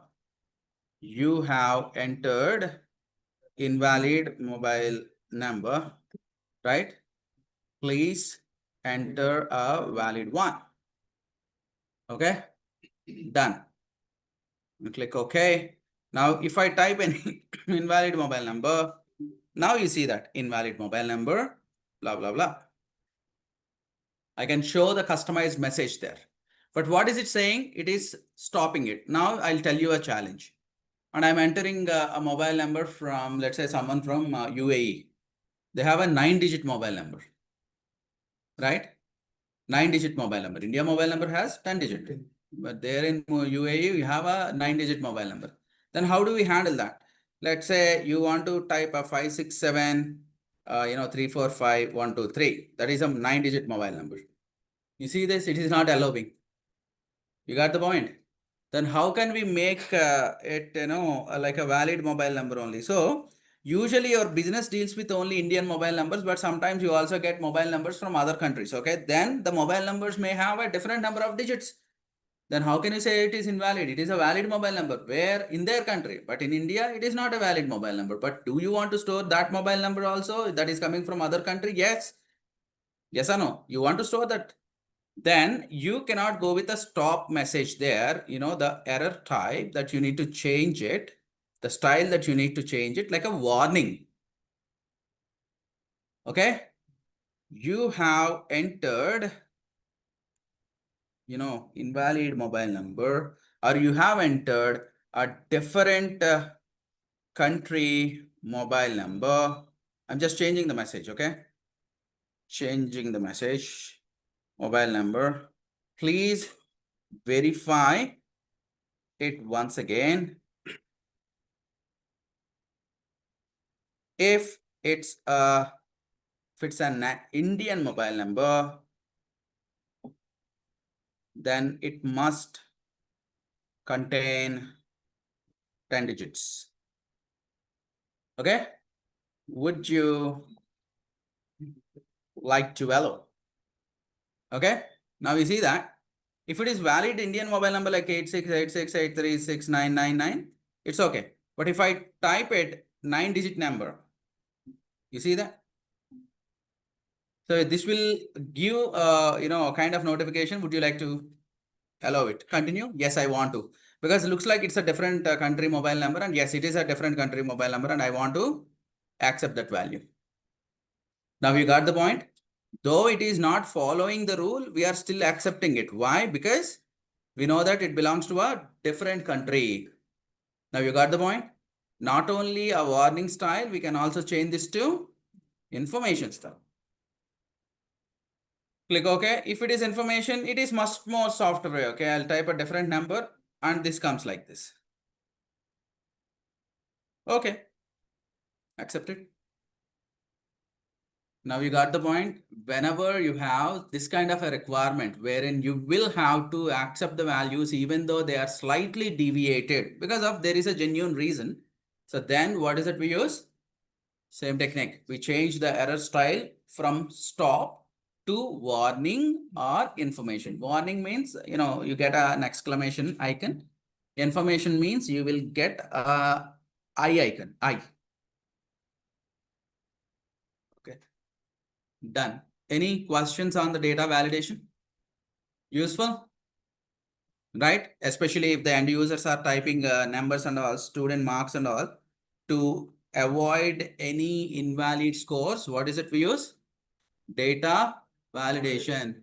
What is the job of data validation? It checks whether the data is valid or not. Okay. And you can also customize the message. Are we good? Okay. So with that, we are done with the data management related things like filter, sort, text to columns, remove duplicates, data validation. We have data analysis, the most awaited. All of you are here to learn analysis, right? Okay.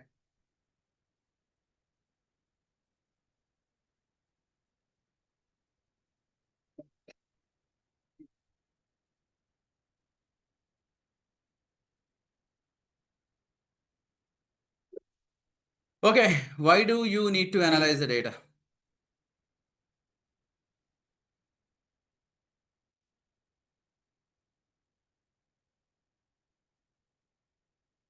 Why do we analyze the data?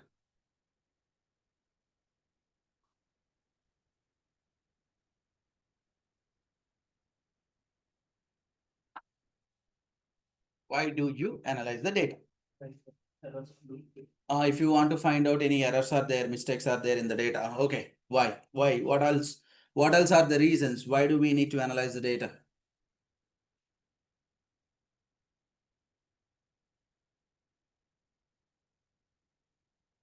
Yeah, come on, you know the answers. Why?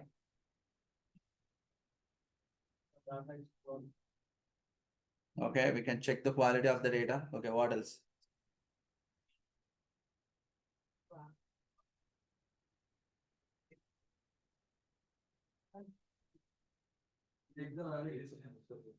Decision making, perfect. What else? Why do we analyze the data? To forecast the future. Online, come again once, please. To forecast the future. Forecast. What's likely to happen in future? Perfect. What else? A few more points, please. Why do we need to analyze the data?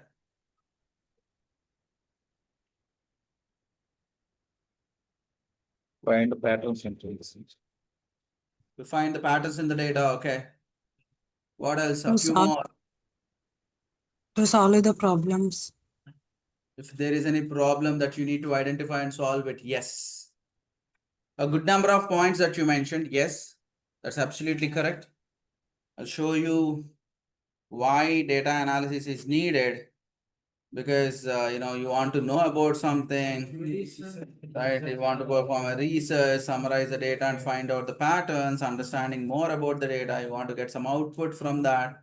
You want to perform the comparisons last year, this year, decision making, rectifying, forecasting, feedback, for so many reasons, are there. That's why we analyze the data. In order to analyze the data, there is a 4-step approach. Okay, 4 steps are there. If you want to analyze the data, how many steps are there? 4 steps. What are they? First one, know your data set. Okay, the first one is know your data set. Nothing but what kind of data are we working with, right? What kind of data points are available? Can we come up with any kind of an output or not? All these things that you need to check in your first step. That is, know your data set. The second one is objective of the analysis. Objective of the analysis is nothing but why do you want to analyze the data? Objective of the analysis. The third one is understanding the dimensions and measures. Okay, I think you are hearing a new word here, dimension and a measure, right? I'll talk about that in detail. What is the dimension and measure? The last one is apply the table format. Okay, apply the table format. What is the first one? Understand the data, know your data. What is it? What kind of a data you have? Second one, objective of the analysis. Why do you want to analyze this data? Third one is know the dimensions and measures. What kind of dimensions and what kind of measures are there? Last one is apply the table format. Okay, so let us see the first one.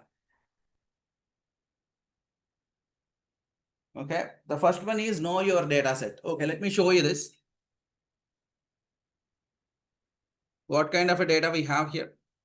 Just go through that and tell me, guess it. Is it insurance data, banking data, sales data, any financial company data, or any research related data, or COVID related data? What kind of data is it? Just take a look. You can easily answer. What kind of data is it? Sales data. Perfect. Orders and sales data. Look at the tab name. You see that? It says order, order ID, order priority, quantity, sales, profit, and all this. Where do you see these kind of columns? Sales. Right. Perfect. Sales data we have. We also have one more supporting sheet. There we have the regional manager information. What is the regional code, region name, and the manager. So 2 sets of data we have. We'll see whether these are useful or not. But for now, we have 2 sheets of data. The orders data and the manager info data. Orders data, we understood that it is sales related information, and manager info data, there we have the manager name and the region name. Okay, done. Okay, so the second one is objective of the analysis. We understood the data, it is sales data along with the manager information, and the second one is objective of the analysis. What is the objective of the analysis here? Okay, tell me something. If you are the business owner, what kind of analysis that you want to do with this data?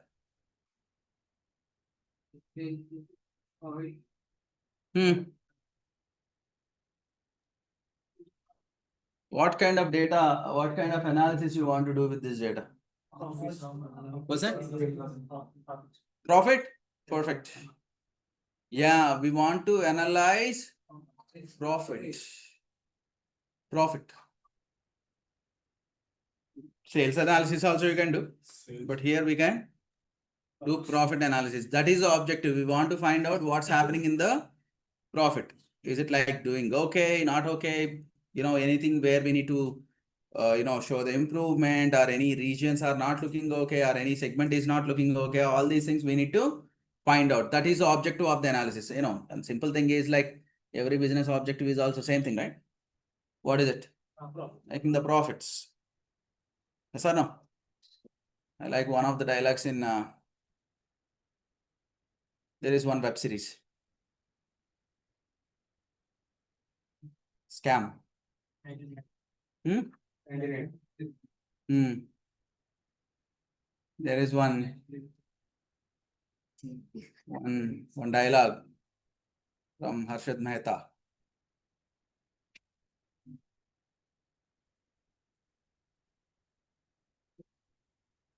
You didn't watch? You watched it. Say something. Very interesting.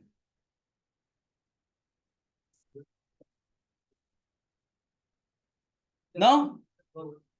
Don't know that?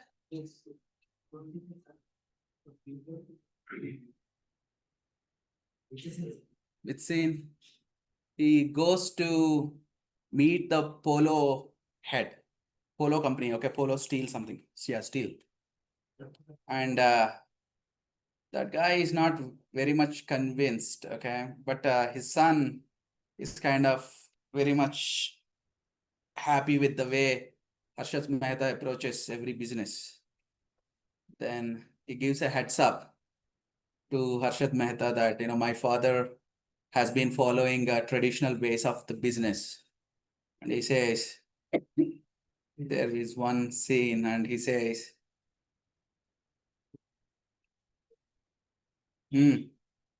old school or new school, सबके syllabus में एक topic common होता है, right? There is one thing that is common in old school or the new school. Profit. Right? That's my favorite subject. That's what he says. It's like really impressive statement. Yeah. Profit. Yeah, every business wants to make the profits only, right? The business objective is to make the profits, right?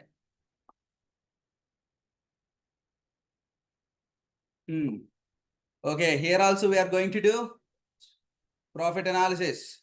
We want to find out what's happening in the business, because if you look at this, you have like so many rows of data, and just by looking at this, you can't say whether we are doing good, we are doing bad. We don't know, because we have so much of raw data, right? So profit is our objective of the analysis. We want to find it. The next one is, know the dimensions and measures. I think you are hearing these two things for the very first time. Know the dimensions and measures. What is a dimension and what is a measure? Let's see that. Very simple, very easy to understand. If it is a dimension, very simple. You remember beginning of the sessions, we discussed 5 data types. What are they? Text, number, data, and logical error. You remember that? Text, datetime, number, logical, and error, right? Okay, out of these 5, if you skip that number, nothing but text, datetime, logical, and errors. Text, datetime, logical, and errors, you can consider them as dimensions. If it is a text column or a datetime column, usually logicals and errors you don't see in the data. Especially in this data, we don't have any logicals and errors. To keep it simple, if you see the text or datetime, you can consider that as dimension field. Field is nothing but a column. Field is column. In the Excel side, we call it a column. In the database side, we call it field. Field means it's a column, right? Fine. Here we go. If you see any text or datetime columns or text or datetime fields, you need to call them dimension fields, dimension columns, right? I'll go to the data. Okay. If I select order priority, I call it a dimension field. Why do I call it as a dimension field? Why? Because what kind of data you see inside that column? Text data. How do you know it is text data? Left side. Alpha or alphanumeric data that goes to the left hand side is what? Text only. Okay, text it is. So it's a dimension. Okay, tell me ship mode. What kind of data is it? That is also text, right? So what is it we call then? It's also a dimension. It's also a dimension. Excellent. So let us go to the next one. Okay, customer segment. Text only. So it is also dimension. Excellent. Order date. Order date. Order date is? Order date is also dimension. I told you, right? Text or date time. They are dimensions. Okay, text, date time, logical error. Text, date time, logical error. Except the number. Except the number data type. Okay, these all are dimensions only. Okay. What else? What else? Let me select. Product category. Dimension. Excellent. I just want to hear it either a dimension or not. Okay. Okay. Product name. Is it a dimension? Yes, it is. Ship date. Is it a dimension?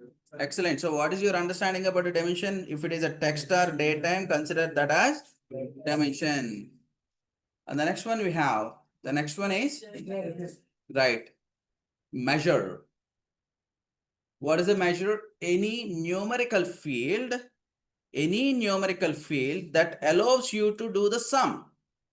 Any number data type field that allows you to do the sum is a measure.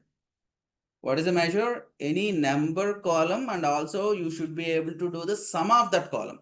Then only it is a measure. Let us verify something is a measure or not here.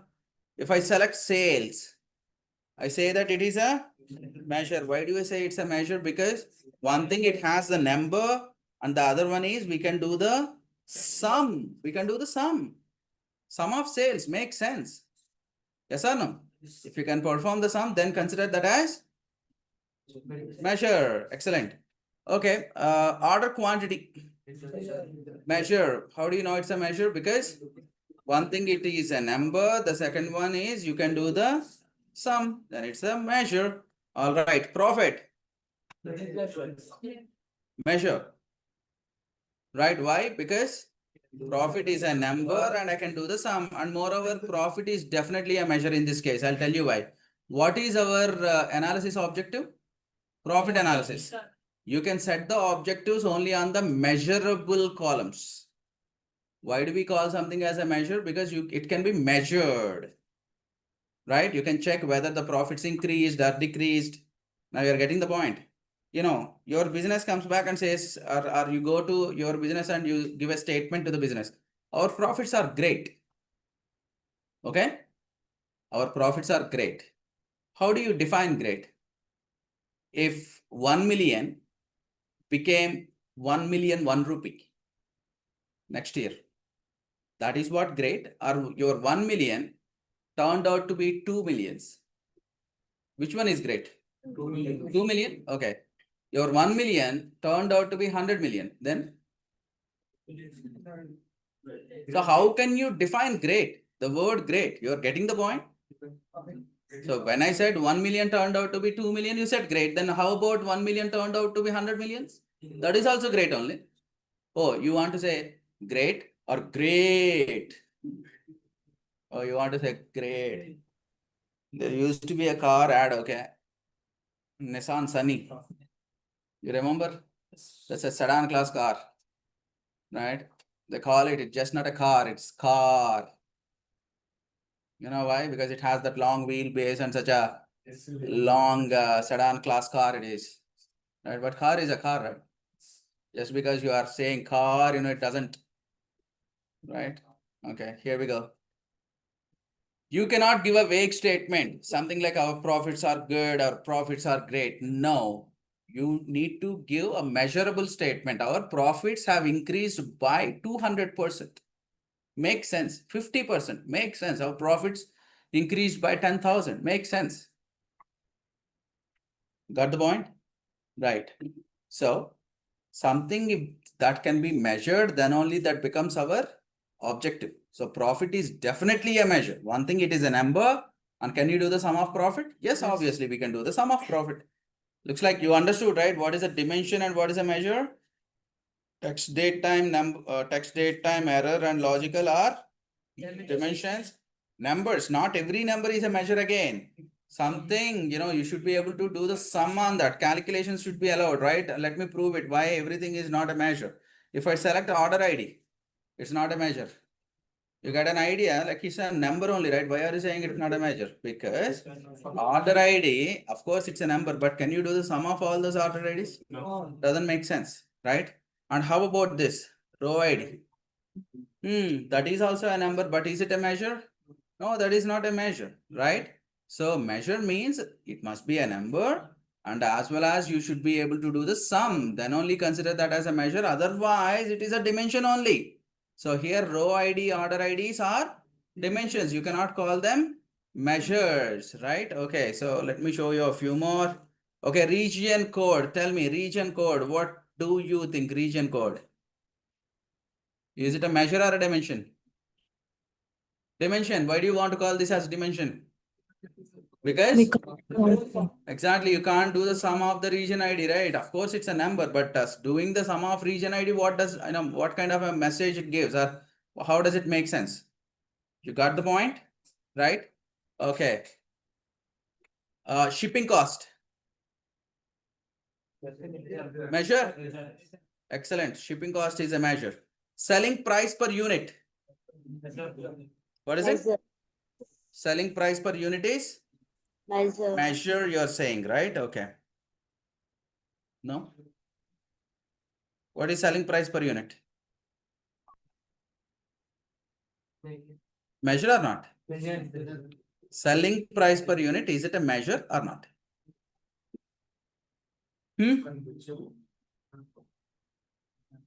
Measure. So that means we should be able to do the sum. Yes or no? Okay. Right. Let's say you go to a restaurant. You get a menu card. What is that you see in the menu card? Biryani, right? Chicken biryani, mutton biryani, kebab biryani, special chicken biryani, family pack, starters, desserts, soups, ice creams, yeah, cool drinks, yeah. You see all that right in the restaurant menu card, right? Okay. But what I see in the restaurant menu card is a table. I see a table. What all we have? We have the columns and the rows there. Yes or no? We have the columns and rows. One column that shows the product description or the product ID, product description, and the rate. Rate is nothing but selling price per unit, right? How many of you tried doing the sum of all those selling prices per units? Have you ever tried doing it? Sum of that column? Why you never tried? Different products and different selling prices, right? But why you never attempted? Because you're not going to order everything there. Yes or no? Yeah. But this rate is useful when, if you place an order, nothing but the quantity comes into picture. Let's say there is a product 100 rupees. And if you place one quantity order, then 1 multiplies 100. Then the sale value 100. There is a 200 rupees product and you place two, quantity. Then 2 multiplies 200. 400. It is a sale. Okay. That is a measure. Sales is a measure. Selling price is not a measure. Why? Because doing the sum of the different selling prices, how does it matter? You may have a water bottle there with 40, 50 rupees or 20 rupees, and there you may have a different food and that may be costing around 300, 400, 500 also. Without ordering it, without the quantity, what is the point of doing the sum of that? You got the point? Just give me a second.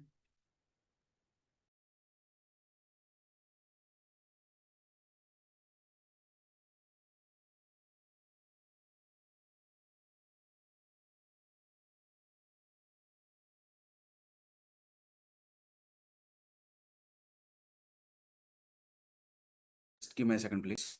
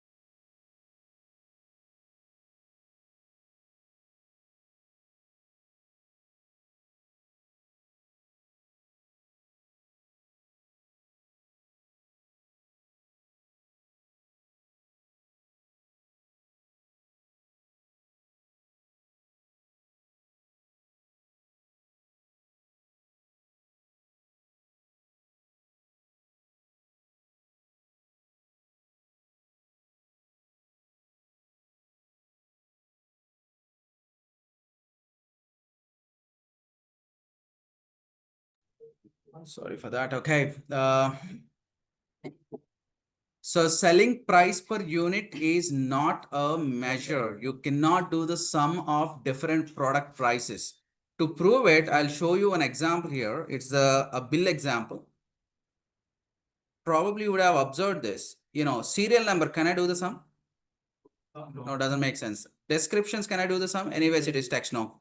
HS and SAC, the GST codes. No, right? Quantity, can I do the sum? 500 and 800? Yes. Rate, selling price per unit. Can I do the sum? 6,000, 7,000 and show? No, right? But when you multiply product quantity with the rate, it returns what? Sale amount. Can I do the sum? Yes. Selling price per unit is not a measure. It is a dimension. Understood? Okay. Done. Profit? Shipping cost? Measure. Selling price per unit? Dimension. Region code? Dimension. Customer name? Dimension. Sales? Sales. Measure can be summed up. Total sales. Okay. Discount percentage. Measure. Perfect. Discount percentage is a measure, and let's go for shopping. Okay. What is the closest shopping mall here? RS Brothers. Okay. Let's go to RS Brothers for shopping. You liked two dresses. Okay. Dress 1, 1,000 rupees. Dress 2, 1,000 rupees. Because of some sale going on, dress 1,000 rupees, they are offering a 50% discount. Dress 2,000 rupees, they are offering 40% discount. Right? So I liked both of them. You go to the billing counter. Okay. And you say that, okay, dress 1 has how much percentage? 50%. Dress 2 has how much percentage? 40%. And because you are saying discount percentage is a measure, nothing but can be summed up. You say that 50% discount on the first one, 40% discount on the second one, 50% plus 40% is equal to 90% discount I want on both the products. No? Make sure the security guards are not around, okay? You understand what I... Can you do the sum of the discount percentages? No. Discount percentage is not a measure, it's a dimension. Discount value is a measure. Discount value is a measure. Right? Discount percentage is a dimension. So how discount value is a measure? This is how you can do it. First one, 1,000 rupees with 50%, which is 500 discount. Second one, 1,000 rupees with 40%, which is 400 discount. 500 plus 400 total 900 discount on a 2,000 sale value. Yes, it makes sense. But doing the sum of 40%, 50% doesn't make sense. You got the point? Discount value is a measure. Discount percentage is a dimension. Understood? Discount value is a measure. Discount percentage is a dimension. Now you get it. Just because something is looking like a number, don't say simply it's a measure, okay? You need to check. If you want to test it and find, you really want to, what is that? Want to remember it forever, go to RS Brothers and do this. You will understand what I am talking about. Percentages cannot be summed up. Understood? But the discount values can be summed up. Clear? Now, what is a measure and what is a dimension? You got it? Okay. Employee name. Dimension. Okay. Employee salary. Measure. Employee number. Dimension. Employee PF percentage. Dimension. Employee PF amount. Measure. Employee insurance amount. Measure. Looks like you... Okay. Employee salary hike percentage. Perfect. Right. Just a second.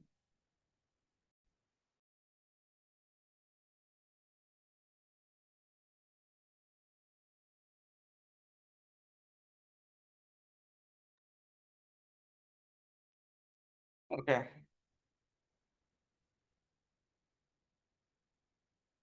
Employee hike percentage is dimension. Employee hike amount? Measure. You understood, right? By the way, that's the correct answer only, right? Why you are smiling?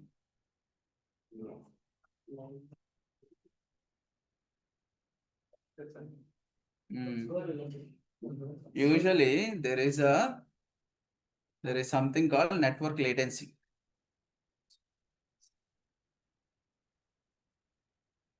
It is due to n number of reasons. One thing, the system may be slow, internet may be slow. The other side person who is using this same Zoom meeting, their internet connection may be running slow. So there will be at least 1 to 2 seconds lag will be there. If you are answering a question here, and if someone online is answering like after 1 or 2 seconds, don't think your processors are running faster than others. It is due to the network latency. The question may reach them little late, like after 1 or 2 seconds. I mean, you understood? So if you are smiling something, even for your smile also, it should logically make some sense. Otherwise, it doesn't make sense. If someone is smiling without a reason, considered to be insane. Exactly. Right? Yeah. So you want to smile for really for some reason, make sure that logically makes some sense to smile. Otherwise, there is no point smiling. You got the point? Yes. Okay, so here we go. You understood what is a dimension, what is a measure, and every number is not a measure. You need to check whether is it really allowing you to do the sum or not. You got the point? Okay, now you know the dimensions, now you know the measures. The last one is apply table format. By the way, tell me, is it a table formatted data or a normal data set? How do you know it is table format? Oh, you see that you got 100 marks in the Microsoft exam. If you just see this, if you can figure this out, there are questions on the table name, there are questions on banded rows, there are questions on changing the colors, right? So 3 or 4 questions you will get, and just easily you can easily get 100 marks there. Fine then. The last one, apply the table format. And by the way, what is the table format shortcut? Control tick. Right.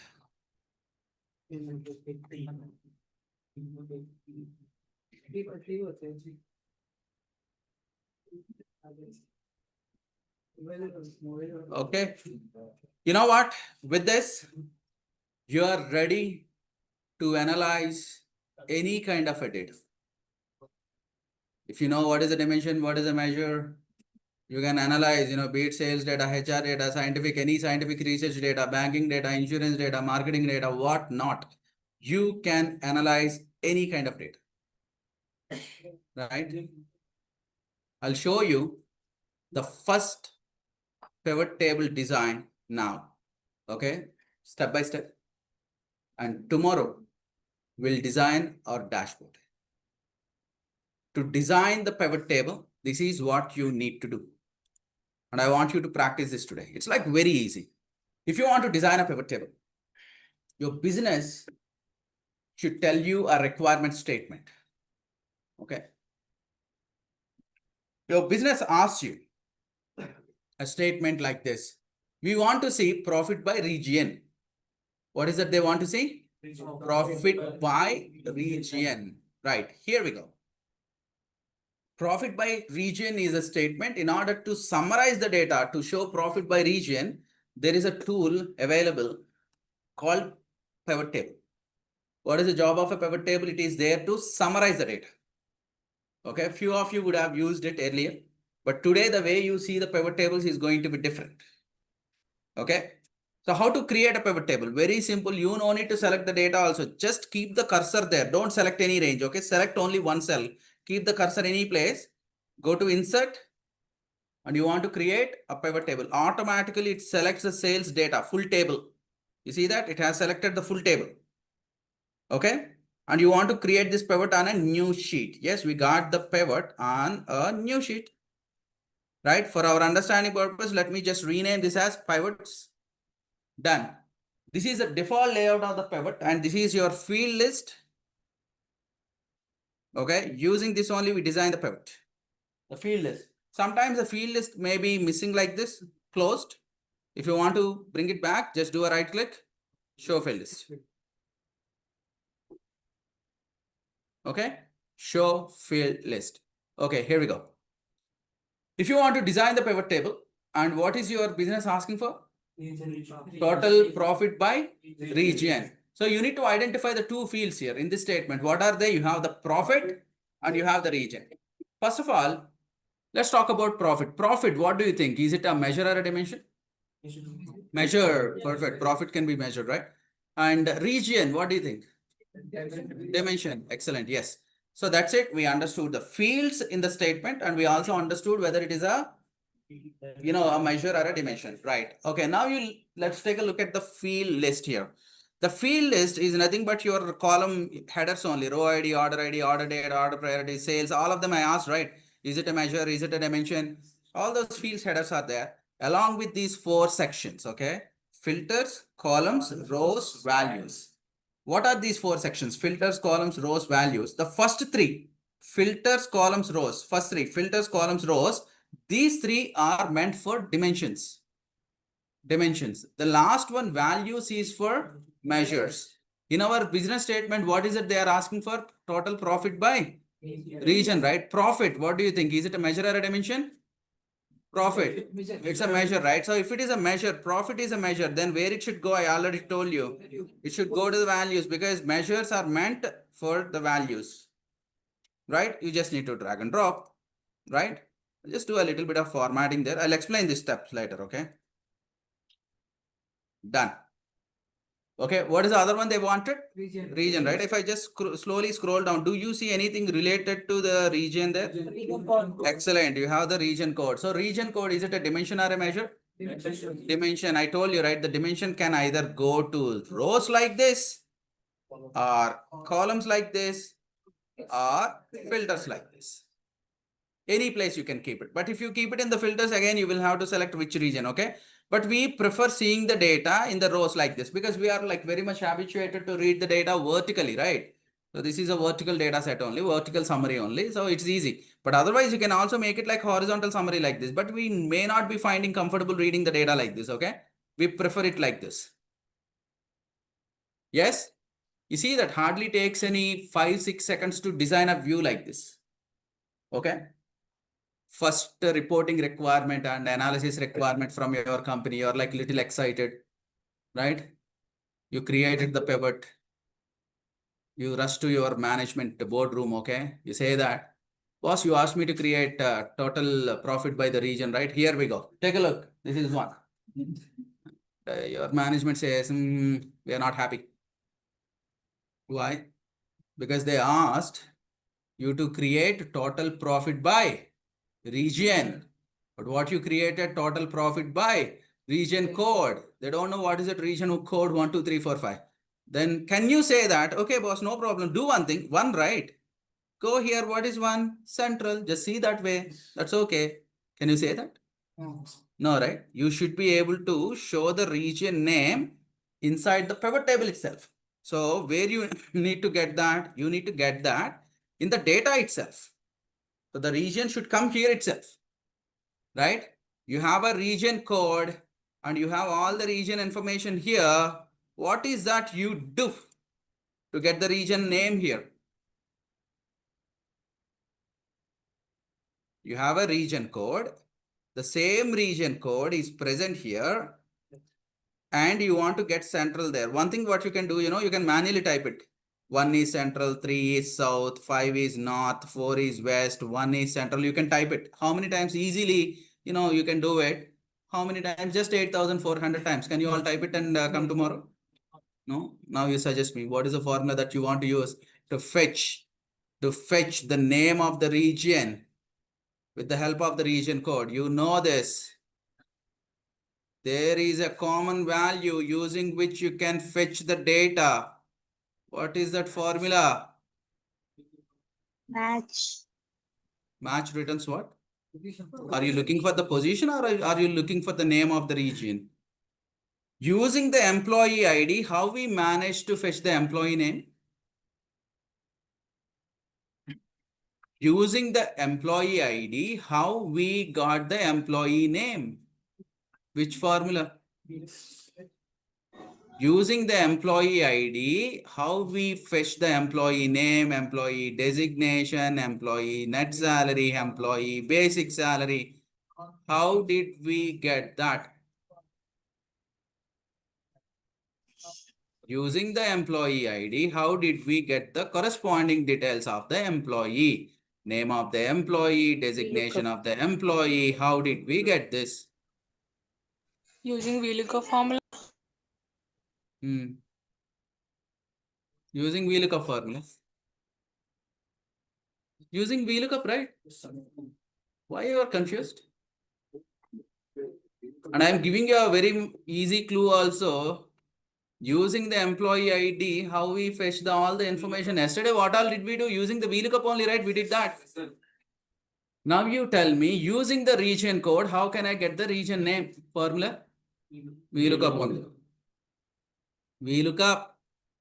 Lookup value is the region code, comma, table array. This is the table array. As soon as we select the table array, what is it we do? Phrase it. Region name is there in which column number? Region name is there in which column number? There are 3 columns in this table. If you want to get the name is there in second column number. And which type of match? Exact match 0. That's it. You got the region names. Can you get the manager name also, please? Equal to? We lookup value is the region code. Table array is this. What is it we do? Praise. Manager name is available in which column? Third column. Which type of match? Okay, we got the manager name.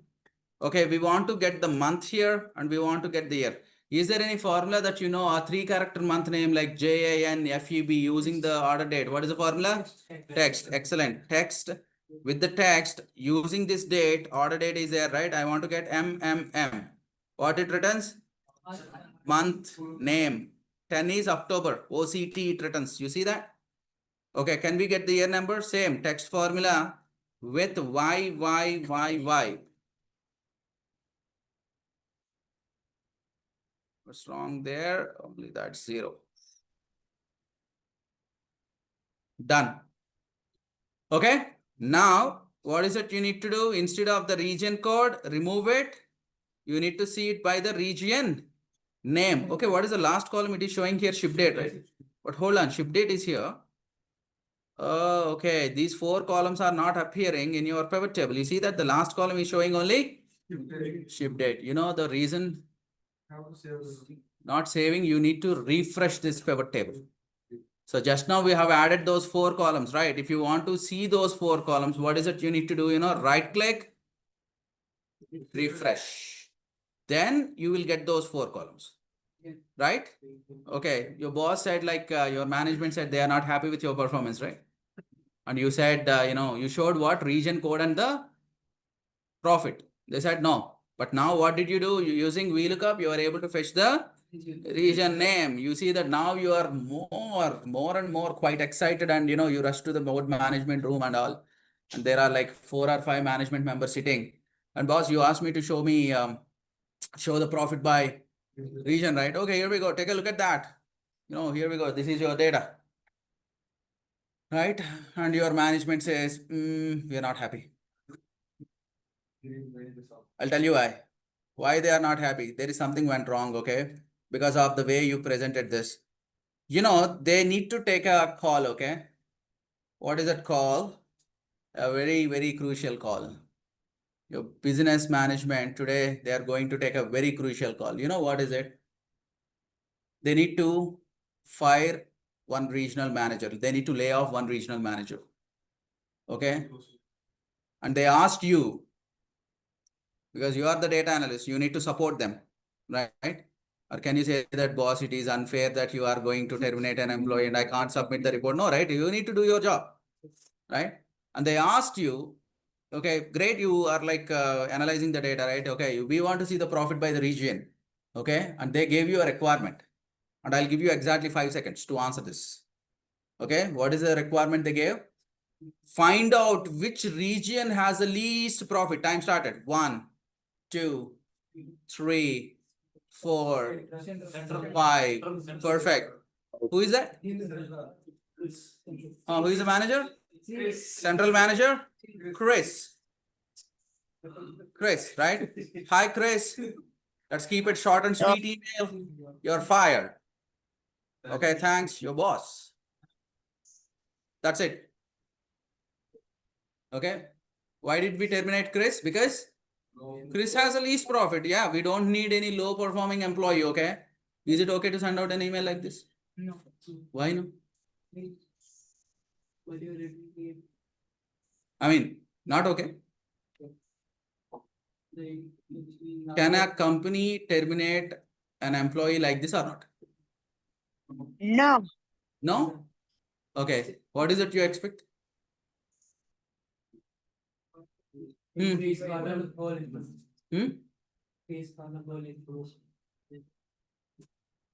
So organizations can't fire the employees like this? No? So organizations can't they fire the employees like this? No? They need to give one chance. Hmm. Hmm. Hmm.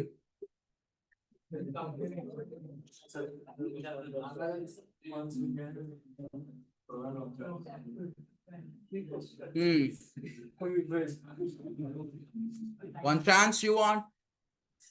Or you want to give a one chance to that employee?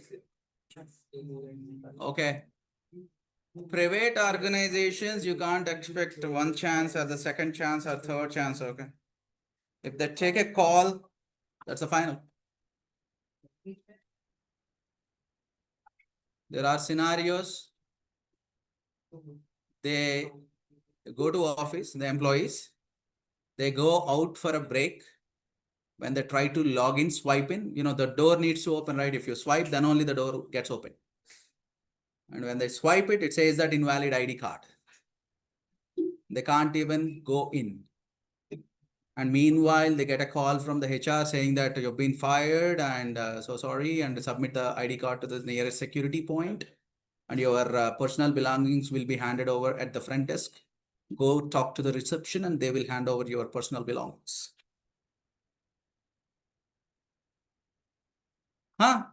You can't expect it to be like, they will call you for a meeting and discuss what went wrong, how it went wrong. Certain things are there, not just because of the, performance related thing, but there are certain things like integrity related issues and all companies. I know, especially Deloitte, how it treats people. It treats people really well as long as everyone is doing good. But if any integrity issue is there, if any ethical related thing or any kind of harassment related thing is happening there, they don't even care whether you are SVP or AVP or an executive manager or a senior manager. The very next minute, you will be called for a coffee, right? Yeah, this is what. Couple of instances, the same thing happened. We were working, all of us like busy in some afternoon time. Manager came to one of the associates and said, we need to go out for a coffee. Manager and that associate went out. We used to have, I was working in Deloitte C block. We used to have a barista just in the ground floor itself in the same block. And these guys went for a coffee and manager came back, but the other person never came back. Yeah. So later the security guard came and collected all the personal belongings and handed over to that employee outside the gate. There was like a serious integrity issue. So that's the reason they had to take that call. Sometimes I used to tease my team members if they are doing continuous mistakes. Okay. I used to say like, okay, I think I need to take you for a coffee. Right. So, on a funny note. Possible. Yes. In the private organizations, yes, as long as everything is good, yes, it runs really good. But a small mistake, something goes really wrong, you can't expect them to be so sweet with you. The very next minute, anything can happen. The problem here, I'll tell you, there is nothing wrong, firing a non-performing and performing employee. But the challenge, I'll tell you, the problem, I'll tell you. One last thing. I'll just visualize this data, whatever the pivot table that we created, I'll just visualize the data. How do I do that, I'll just keep the cursor on the pivot table. This time I'll give you only 2 seconds. Keep the cursor on the pivot table, go insert, and here we go. Which region has the least profit? Time started. 1, 2. But like you said, central. That's the reason we fired Chris, right? Now we are saying south. Yeah, south actually has the least. Why your management is not happy with your performance is because of this reason only. When they gave you time and find out which region has the least profit, what you're looking at? You're looking at the length of the number. It's actually 2,87,000 and this is 2,31,000. But what did you do? You suggested Chris name. You said central, right? And we sent out an email. What? Chris, you are fired. Such a nice and short and sweet email. And Chris responded saying what? Thank you, boss. Even I was thinking to tell the same thing because I got an opportunity. I'm actually thinking of leaving. Though I've been like so, loyal to the company, I'm not finding any good opportunities here. I thought like, okay, better to move. But I was only thinking you are such a sweet boss and I really didn't want to miss you. That's the reason I thought of rejecting that offer. But looking at this email, I've decided to go with that offer. Now you see the problem. You're losing a valuable and a loyal employee. And you still need to have Sam. You can't fire Sam now. You know why? Because already you lost Chris, one regional employee. So you need to backfill that position. Right? Otherwise, your 5 regions cannot work with only 3 regional managers, right? Yes or no? So you will still have to have Sam. You can't terminate that person. You get the point? Now you understand why your management is not so happy because of your performance. Because you said what? Central has the least profit. Okay, to avoid these kind of issues, what is that we do, We prepare a dashboard. We turn all these tables into meaningful visuals so that the top management can easily take decisions. That is what we are going to do tomorrow. Right? I think you need to send out an apology email to Chris. Because it's your mistake. And I gave you 5 seconds, by the way, to find out the correct answer. But you did not utilize those 5 seconds. Okay, in the very second, you figured out the answer and everyone is saying Chris. I mean the central and other couple of you thought like, okay, everyone is saying central, right? Let me tell central only, right? You didn't even watch the data and you also said central. Unnecessarily, we punished Chris and now business is in trouble. That's the reason your management is not so happy. Now you need to prove yourself by making them happy tomorrow. This is what we are going to do. We analyze the data in the form of a dashboard. We'll create a dashboard, right? All the principles of dashboard designing and all I'll discuss. And then we have interview questions. Tomorrow is going to be very, very crucial for us. One thing, the dashboard designing and to draw the insights from the data. The second one is interview questions. Done? Everyone okay so far? None of you are sleeping, right? So unfortunate. Fine then. Let's catch up tomorrow then. Thank you. See you. Online, we'll see you tomorrow. Thank you.